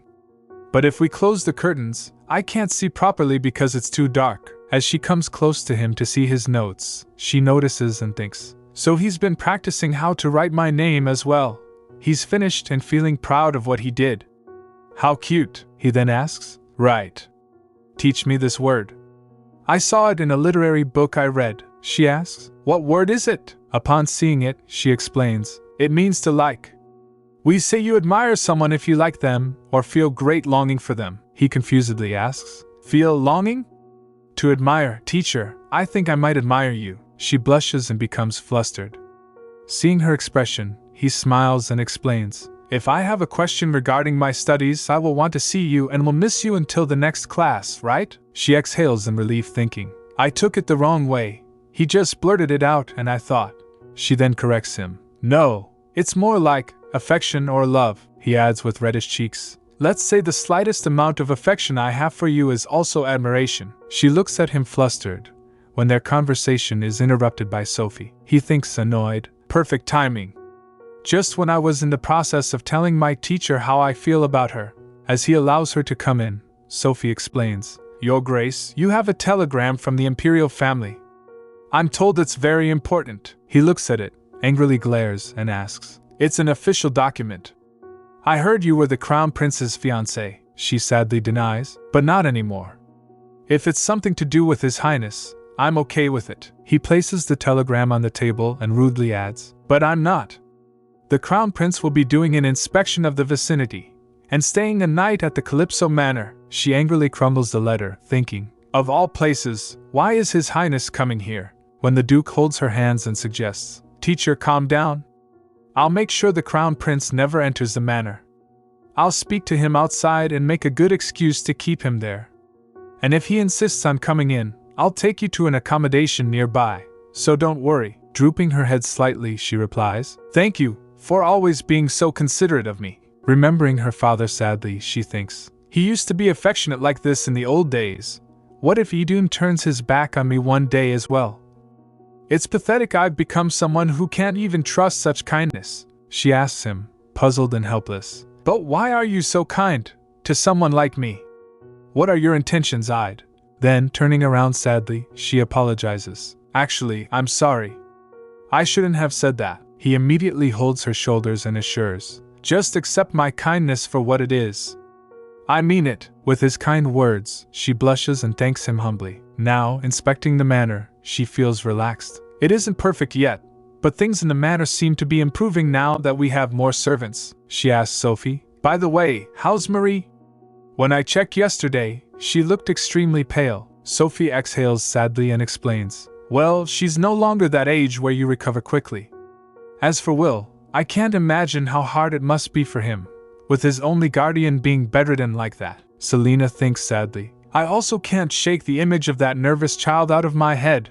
I remember spending my childhood constantly feeling nervous and anxious after I lost my memory. She clenches her fists helplessly. That's why I want to help him as much as I can, she firmly tells Sophie. If need be, I'll help Will. Sophie humbly replies, My lady, you don't need to help everyone in the world. Even with Eva, you gave her your precious scarf. Selena dismisses it. It's okay. By the way, I need to hire more servants and it isn't easy, she sighs, thinking. As long as the parcel I asked Therese for a few days ago arrives safely, I should be able to find that butler I heard about before at the tea party. She excitedly asked Sophie, how about we first check how well the manor's been cleaned? I'll go and look at the exterior wall of the manor. Sophie obeys. Okay, my lady. As Selena steps outside, she hears someone ordering, come on. Hurry up and get cleaning. Another maid slightly objects. That's your job. The first maid, Jeannie, responds stubbornly with a smirk. Becky, friends are supposed to help each other when in need. You can't even help me clean the windows? You know I have insomnia because I'm sensitive. I didn't sleep well last night, so I'm tired. I don't think I can work. When Becky tries to decline, Jeannie interrupts her and turns away. Please take care of the windows. And if you can mop the floors as well after that, even better. Before she leaves, Selena arrives and calls out, Jeannie, Becky. Both girls are shocked to see her. Jeannie says, Lady Selena, I thought you were resting in the study. Selena loudly asks, did you just try to unload your job to Becky? Becky steps forward. I actually wanted to help her. Jeannie calmly suggests, you don't need to worry about it, my lady. You're not even head of the house. Selena reminds them firmly. It's my responsibility to manage you. Why did you try to pass your duties on to Becky? Jeannie denies. I never did that. We were merely helping each other out. Selena insists. I definitely saw Becky in a very awkward position. Do you think I can't even discern between help and harassment? Jeannie smirks. I don't think you did just now. Selena shouts. Jeannie, you're fired. So leave this house immediately.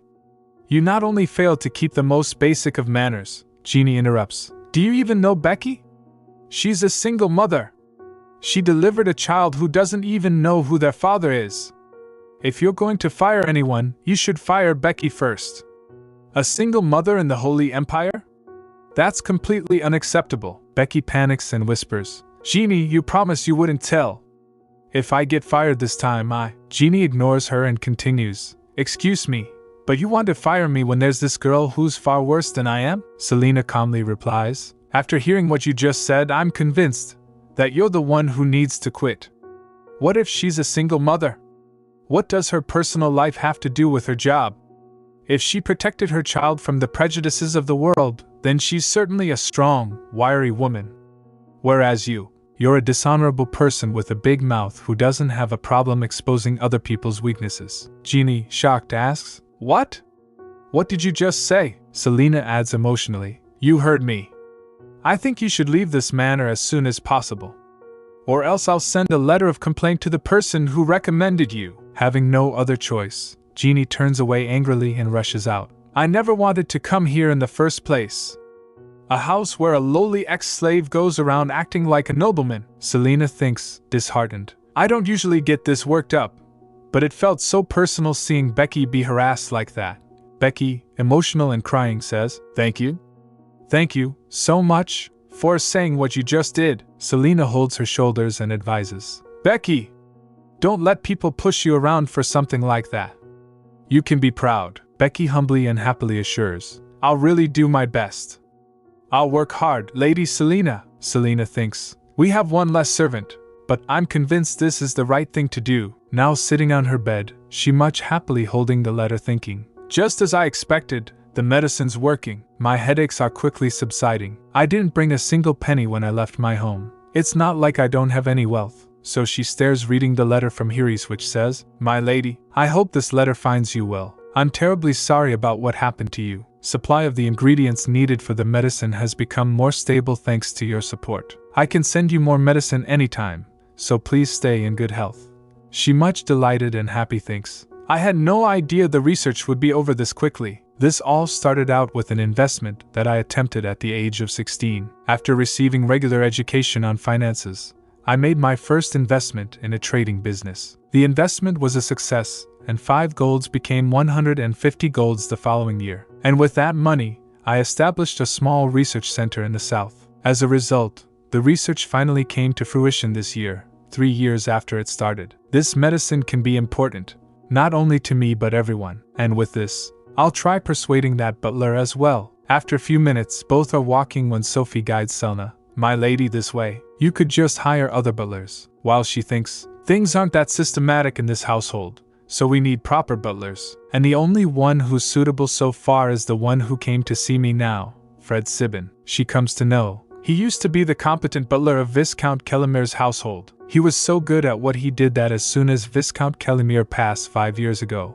numerous nobles wished to hire Fred Sibin as their butler, but Fred Sibin declined all of those proposals. Today, he lives without being affiliated to any household. So now arriving at his destination, she politely asks, Mr. Sibin, are you there? But finding no answer, Sophie quickly forcefully opened the door, which Selena stops her. Sophie, you don't need to do that. While Selena adds, you normally do need to in order to get them to come out. So on his angrily coming out asking, who is it? Selena humbly with smile greets him asking, hello, are you Fred Sibin? We're from Duke Calypso. While he is near to close the door, while coldly replying, I don't work anymore. But before he closes, Sophie immediately places her foot between the door, so he immediately respectfully says, Miss, please remove your foot, while she denies explaining, no, my lady's waiting, please give us a cup of tea. So on his exhaling and saying, I can see you won't just leave, you have exactly 10 minutes. So now 3 of them sitting, when he explains,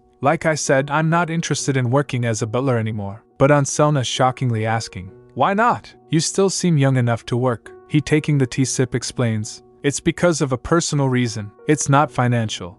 But both ladies become shocked, when on a sudden voice he immediately much worried turns back and concerned asks, dear, are you okay? How about you visit the physician again? While on the lady still insisting, it's okay, I want to be alone. So he again comes back, cracking the chair, sits down and sadly informs, I'm sure some people already know, but I can't leave the house because my wife is ill. I've been told her mental issues have caused pain in her body as well. And on Sophie inquiring, by mental issues you mean?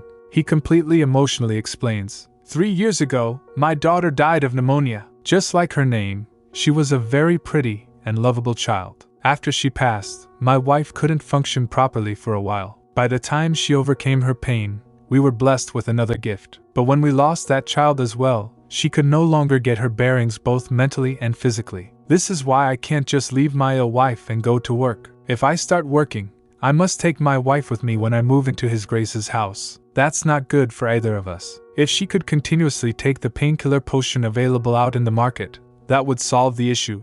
But it's quite expensive and no family wishes to offer us support for it. That's why I turn everyone down, and I'm taking care of my wife at home. So on Selena smiling showing him the potion asks, Mr. Sibin then, would your problem be solved if I could give you a similar medicine? While she thinks, I've heard about Fred's unfortunate situation among other nobles. The only help I can offer him is this painkiller I've been researching. In particular, it's possible to be manufactured at a low cost unlike the temple's potions. I'm sure it will be extremely helpful to people like Fred. While Fred much angrily punched at the table shouting, You're lying! It's obvious that's not the pain-killing potion available on the market. And even if it were a pain-killing potion, why would His Grace give something like that to me? Suddenly his wife approaches from behind, when he much concerned asks, Dear, what's going on? But before she could reply, Selena happily addresses her. Hello, madam, I've come to help you with the illness you have. While his wife much panicked asks, Excuse me, if you're here to sell medicine like digestives, then please leave. But on Selena explaining,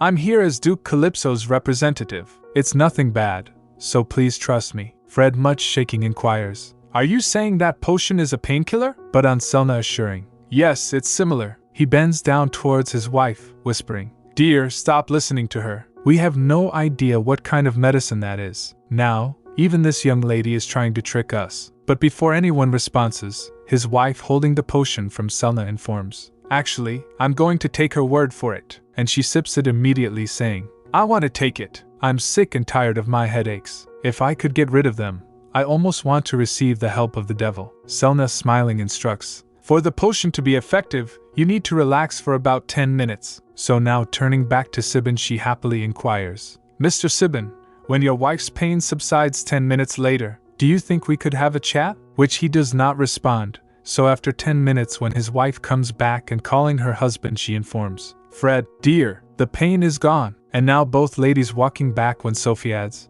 And he was so stubborn until now. Who knew he would bow and thank you? He even decided to take the butler position. You were amazing, my lady, while Selena happily smiles, feeling proud and thinks, that's right, I achieved something by myself this time. I've taken a step away from my past where I always received support. So as they arrive at Manor, become confused to seeing two maids much worried talking each other, and on Selena inquiring, Eva, Becky, what's going on? They much hesitant and worried inform, Lady Selena, well, I think we need to prepare a funeral. It is a very sad situation. When Sophie is crying and sobbing, she adds, poor Marie. It's been less than a month since she collapsed. While Elena, also very sad, shares, she probably wasn't strong enough to hold out because of her age. Both become shocked when he comes and asks, Teacher, where do you keep going, leaving the manor unattended? I was worried about you. She steps closer to him, and while walking, he informs, we'll say a simple prayer for her tomorrow and then bury her in the village cemetery. She nods with a sad heart, and then he further says, Will, that tiny boy wasn't even crying. He was just holding out. When the kid innocently asks, do you think Grandma went to heaven? He further adds, that's why I feel really bad. I don't understand why I feel this way about some kid, but when I look at him, he keeps reminding me of my past. She, shocked, asks, your past? He informs, I probably also looked like him when I was a damned slave. Then, much concerned, he asks her for a suggestion. Teacher, what should I do in such situations? You're smart, so you must know. Should I just make him cry? She smiles and advises him. Just stay by his side. That should be enough. She also thinks to herself, I also always wish someone was by my side. I wished it so badly that I used to find comfort in talking to myself in my uncle's room where he lay in a coma. Curiously, she asks Eideun, what did you wish the most when you were young, Eideun? He, puzzled and hesitant, says, why, of course I. But then, holding his head with reddish cheeks, he adds, no. Okay, stay by his side. That should do. Thanks, teacher, when she confusedly insists and inquires. Sorry. What are you going to do with him? He calmly shares. You can't trust most of the facilities, so I plan to take him in for a while and have him do some work around the house. Not that there's much he can do, but I'm sure Marie will appreciate it very much, he adds hopefully. Our paths crossed, so I want to be responsible for him in the best way I can. She, much impressed and amazed by his opinion, thinks with a crimson-red face. Eideun, the more I get to know him, the more I find he's a reliable man. But her thoughts are interrupted when Eva, much panicked and panting, arrives and calls them. Your Grace. My lady. Selena, shocked, asks. Eva. What's going on? Eva, very worried, explains. There are many things I need your Grace and my lady to check regarding the funeral. Selena, puzzled and worried, notices something about Eva and thinks, what's that on the inside of Eva's arm? Are those bruises? They don't look like accidental wounds. It's as if someone beat her badly. Eideun suggests to her, calm down. No need to unnecessarily recall things from the past. Selena, still buried in her thoughts, decides, I'll wait until Eva tells me herself. The next day, a horse-drawn carriage is moving through the capital. Selena, sitting in it, recalls, tomorrow's already the day His Highness is coming for inspection. Selena thinks, tomorrow's already the day His Highness is coming for inspection. Duke said, starting tomorrow, you should clear your head somewhere else and take a break. Thinks, I'm glad Eva let me stay at her house. Frankly, I don't want to see His Highness right now, catching up on work at Duke Calypso's manor. I'm also less worried about work thanks to Fred. Eideun asks, what are you thinking about? Selena replies, nothing. He says, I swear you're bad at lying, teacher. You're probably bothered about tomorrow due to the crown prince. She added, no, I was imagining how people would react when they saw how you've changed. Duke said, do you think they would react at all just because an ignorant buffoon has learned some words? I think they will rather mock me. Selena, why would you think that? The more they speak to you, the more they will realize you've changed. Duke, I just can't help but think when I look at you, that your elegance isn't something I can mimic. You have to be born with it. That's why I think the word admire also includes the meaning of respect. Selena shocked, excuse me? He comes near her in a moment and says, every time I take lessons from you, I am amazed at how knowledgeable and elegant you are. I think that's what the word, admire, has come to mean for me. Selena blushed. Oh, I was counting my chickens again before they even hatched. He said, what were you thinking, teacher? I think we've almost arrived at Eva's house. The Crown Prince's servants will be carrying out their inspection in advance, so you must be wary when you get off. Selena replies, okay, understood. While conversation, we must have arrived. Let me walk you there. I might as well take a look around the village. I appreciate it. Duke says, I'm sure Eva's place is fine, but the village looks quite simple. Don't you think it would be better to stay at a hotel? She said, this place is fine. It's only for 3 days. Selena thoughts, Eideun always treats me like a noble lady, so I'm actually a bit embarrassed. Now, such hotels are too much for me. Suddenly, Duke pushed Selena. She thinking, why did he suddenly push me into an alley? There is a sound coming from the front. What brings you here, Your Grace? Peterson asked, did you come to a village like this to meet a friend? Duke thinking, that's Peterson, His Highness's servant. Eideun asked, and what brings you here, Peterson? He added, I'm here for a pre-inspection before His Highness arrives. Are you ready to greet His Highness tomorrow? Peterson said with a sarcastic smile, I've done my best to prepare, but I'm not sure if it will be to His Highness's satisfaction. His Highness is a merciful man. There's no doubt that you tried your best, so I'm sure His Highness will appreciate it. Selena thinks angrily, he's mocking Eideun, who knew he was such a dirty character when no one's watching? Clenched hands, if I'm this angry, I wonder how upset Eideun must feel. Eideun coldly asks, I must say I agree. After all, he let an arrogant mouth like you line. Indeed, His Highness is a merciful man.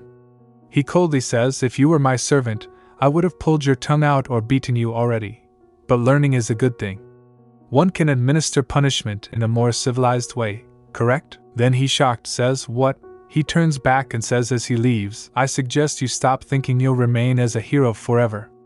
You're just a slave who's moved up the ladder. Nothing more, nothing less. Eideun responds by waving his hand. Well, let's wait and see. Duke says to Selena, I think you can come out now. I think you had better stay inside Eva's house for 3 days. Don't come out. Anyway, come on. Let's go. She said, okay, thank you. Eva says, I'll quickly prepare your meal, my lady. His Grace gave me some money, requesting that I serve you well. The village may not look like much, but you should be safe here. Selena thinks, those wounds, I can't stop worrying about them, but I guess I shouldn't be nosy. Suddenly there is a loud knock on the door. They both look towards the door anxiously. Eva says nervously, no, it can't be. I thought he wouldn't come for a while. Lady Selena, could you please go inside your room and stay there for a while? What is it? If it's a dangerous situation, it's better I stay with you. It's a personal matter. So, a thunderous sound is heard from outside. Open the door, Eva Baker. I know you're in there, as the person angrily shouted. Open the door, Eva Baker! He broke the door lock with a twisted grin and mocked. Oh dear, the door is too fragile. But upon seeing Selena, he stopped and added, oh? You have a guest? Eva quickly stepped in front of Selena and urged loudly. Leave, what? We can talk outside, the man shouted again. I'll leave once I get my money. I hope you're ready to pay? Observing the conversation, Selena thought. Is he a loan shark? Eva, visibly worried, admitted. I'll give you the money, so please, today, I can even pay back some of the principal. Grinning evilly, the man added, it's my lucky day. If you didn't pay up today, I was thinking of selling you as a slave. Eva handed him a pouch of money, and he peeked inside, teasing proudly. But what a pity! This isn't enough. At this rate, you'll never pay back your principal amount. Shocked, Eva shouted. What do you mean it's not enough? I thought this was the last of the interest I needed to pay. The money you gave me last time was used to pay off the interest on the interest. Do you know how much overdue interest you have? What? This is fraud, but he smirked. Fraud? But you signed the contract. Have 30 krones ready by next week, or you'll be sold as a slave. Before he could finish, Selena stepped forward angrily and interrupted. This is illegal. In Article 32, Section 1 of the Economic Law, it states that even if redemption of the interest is delayed, there are no disadvantages. Only the interest that needs to be paid back is accumulated. The man turned toward Selena, shouting furiously, "What? What the hell do you know, lady?" Eva immediately stepped in front of Selena, shielding her and shouting, "No! Don't hurt her. She's not someone you can just hit." Selena realized at once, so the bruises on her arm were because of him. Despite her fear, she thought, "I'm scared, but I can't just stand and watch." Stepping forward to protect Eva, Selena shouted, "The imperial law clearly states that enslavement resulting from debt default causes social and economic chaos, and is strictly prohibited. In addition, the threats you're making are illegal. In other words, if I report what happened today, you'll be found guilty of violating special law. Enslavement is strictly monitored, so you'll end up locked up in Alba prison." The man shouted in shock. "That place, it's the prison you can leave only after you're dead," Selena sternly warned. "And just in case, don't even think about trying to shut me up by harming me. I have someone who will come here to see me." Eva backed her up. "That's right. She's Duke Calypso's private tutor. His Grace is expected to arrive in a few days." The man, now clearly shaken, confirmed in disbelief. "Duke Calypso," Selena continued firmly, "so do us a few favors. Scrap the interest, but we'll make sure to repay the principal." Annoyed but cornered, the man shouted, "I have no choice." "Fine. It's a deal." Then he addressed Eva. "Eva Baker.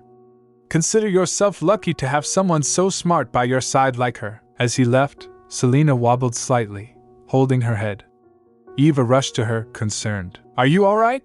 she asked. Selena assured her, "I'm okay. I was just too tense." With teary eyes, Eva bowed and apologized. "I'm sorry. It's all because of me. I paid him recently, so I didn't expect him to come this week." Selena smiled gently and asked, "How hard it must have been for you to deal with this all alone. Today, you should take your things and go to an inn." She felt relieved, thinking, "I'm so happy I could help out Eva with her issue a bit." Clenching her fists, she added in thought, "I want to help other people as well as much as I can. Just because my family abandoned me doesn't mean my life is a ruin.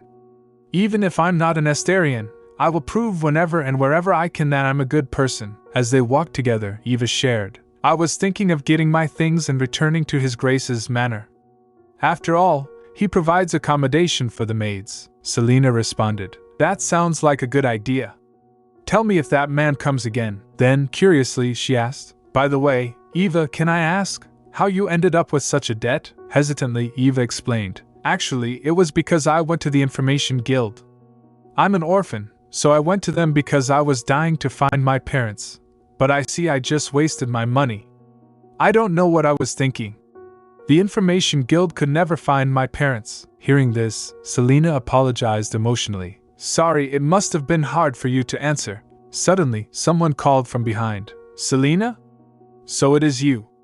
I never imagined I'd see you here." Selena immediately recognized the Crown Prince and clenched her fists in frustration. She turned to Eva and said, "Eva, I'm sorry, but could you go and wait at the inn?" Eva nodded and quickly left. The prince asked, "I hope you've been well, Selena?" Though angry, she composed herself and replied, "Of course, it's been a productive time where I had the chance to reflect on my life." He continued, "I see. And what do you plan to do now? Avenge your family? Recover your memory?" Furious, Selena asked, "Why do you want to know?" "So you can mock me again?" He answered smoothly. "Think of it as my being worried about you. And if you want, I can help you." She laughed mockingly. "Help? Worried? You make a mockery out of me again. You're cruel as usual." Turning away, she said, "I don't wish to speak to you anymore, so good day." She froze in shock when he asked, "The nightmares, do you still have them?" "I guess you do. Do you know what? I've never been fond of you. You seemed like you would break even at the slightest pressure." Coming closer with a wicked smile, he added, "Compared to before, your eyes look much more energetic now. If you had such eyes back then, things would have been very much different. After all, it's entirely your fault that things have turned out this way." Though upset, Selena composed herself and shouted, "After what happened, I realized I'm a bad judge of character. I found myself pathetic for having loved those who didn't deserve to be loved. Who knew my family, friends, and even the man I once loved were so rotten? I don't need your highness's help to seek revenge. And I don't need anyone's support in recovering my memory either, so may I suggest you give your petty mercy to those who really need help. As he walked away, stunned, she slammed the door behind her, full of rage and confusion. She thought, how did he know? I never told him about my nightmares. Feeling emotionally overwhelmed, she whispered to herself, this is the child's scream I often used to hear in my nightmares. Then she called out loudly, disheartened, Uncle! Next day during mealtime, Peterson sits next to the Crown Prince and tells him, I see Duke Calypso nearby early this morning. The prince, shocked, asks, Duke Calypso? Peterson explains rudely and proudly. Yes, he says he has personal business to take care of, but I'm sure he's lying. That arrogant bastard acts like he's become a real noble. No matter what services a slave renders, his humble behavior, speech, and dirty blood won't change. While the prince sips his tea, he exhales and thinks, normally, I would just listen to him. But today, I can't stand his nasty words.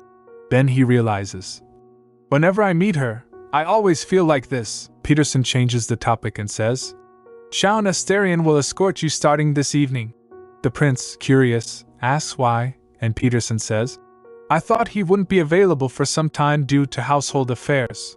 The prince asks, what kind of mistake did his perfect-looking sister make to be treated like this? The prince suggests. Peterson, I think you should not take interest in useless matters. Peterson agrees. Yes, your highness, but glances and asks, by the way, the daughter who has been hidden by the count, Sienna, was it? His Majesty is interested in having you engaged to her. Are you going to accept? Peterson says. Sienna, she's an unexpected variable. None of this is what I planned. Count Estarion kicks Selena out without knowing right from wrong, so...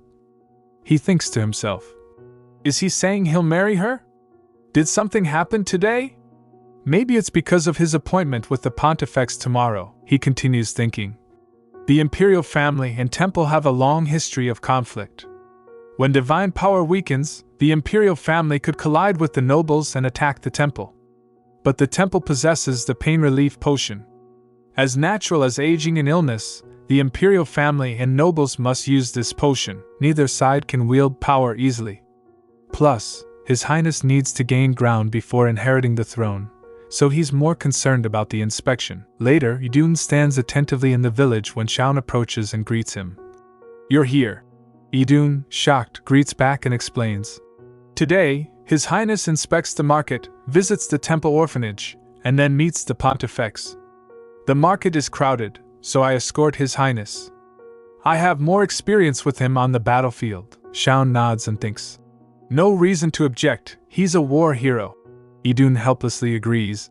Alright, I'll inspect the area. Shaun glances at Eideun and thinks. He looks even more animal-like up close.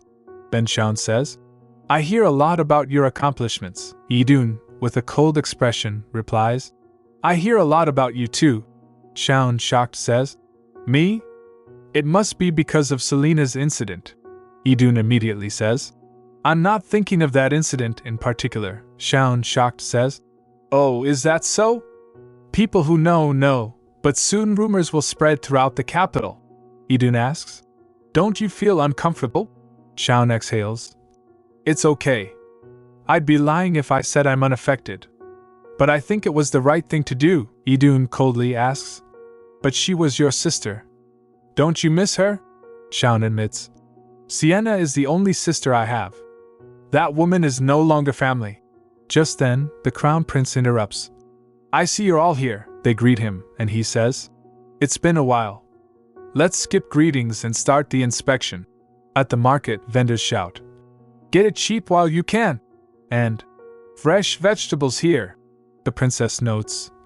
Prices have risen significantly, especially wheat and beans, a shopkeeper asks Eideun.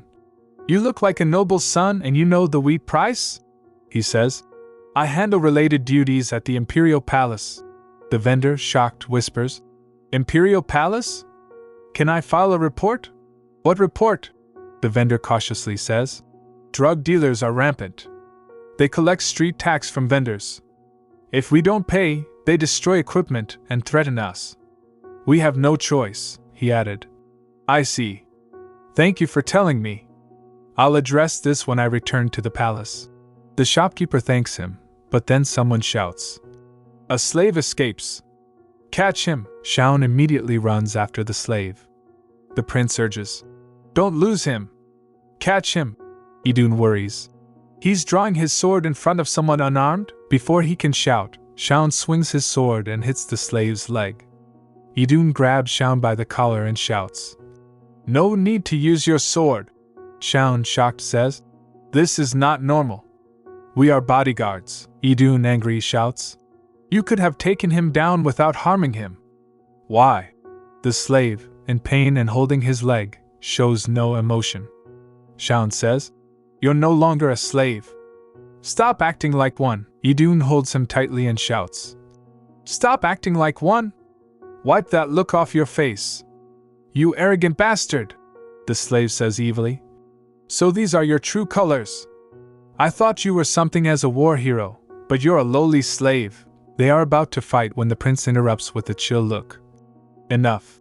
They turn to him. Eideun whispers, One last time, you and I will shed the same red blood if we lose our heads. Eideun walks away in anger. Shaun bows and apologizes to the prince. Sorry for the disturbance, the prince says. Let's go to the orphanage. Duke Calypso needs time to cool down, Eideun, punching the wall, shouts. Damn it! No wonder he abandons his family. He's so full of himself. I gave it my all, and he wants me to stop acting like a slave? In the library, trying to study, he thinks helplessly. I feel foolish studying for idiots like him. Trying to control himself, he tells himself. Suck it up, Eideun. You need power. The power to protect her, if it's to protect Annette. Thanks for watching the video. Don't forget to subscribe to the channel and share your thoughts in the comments if you enjoyed it.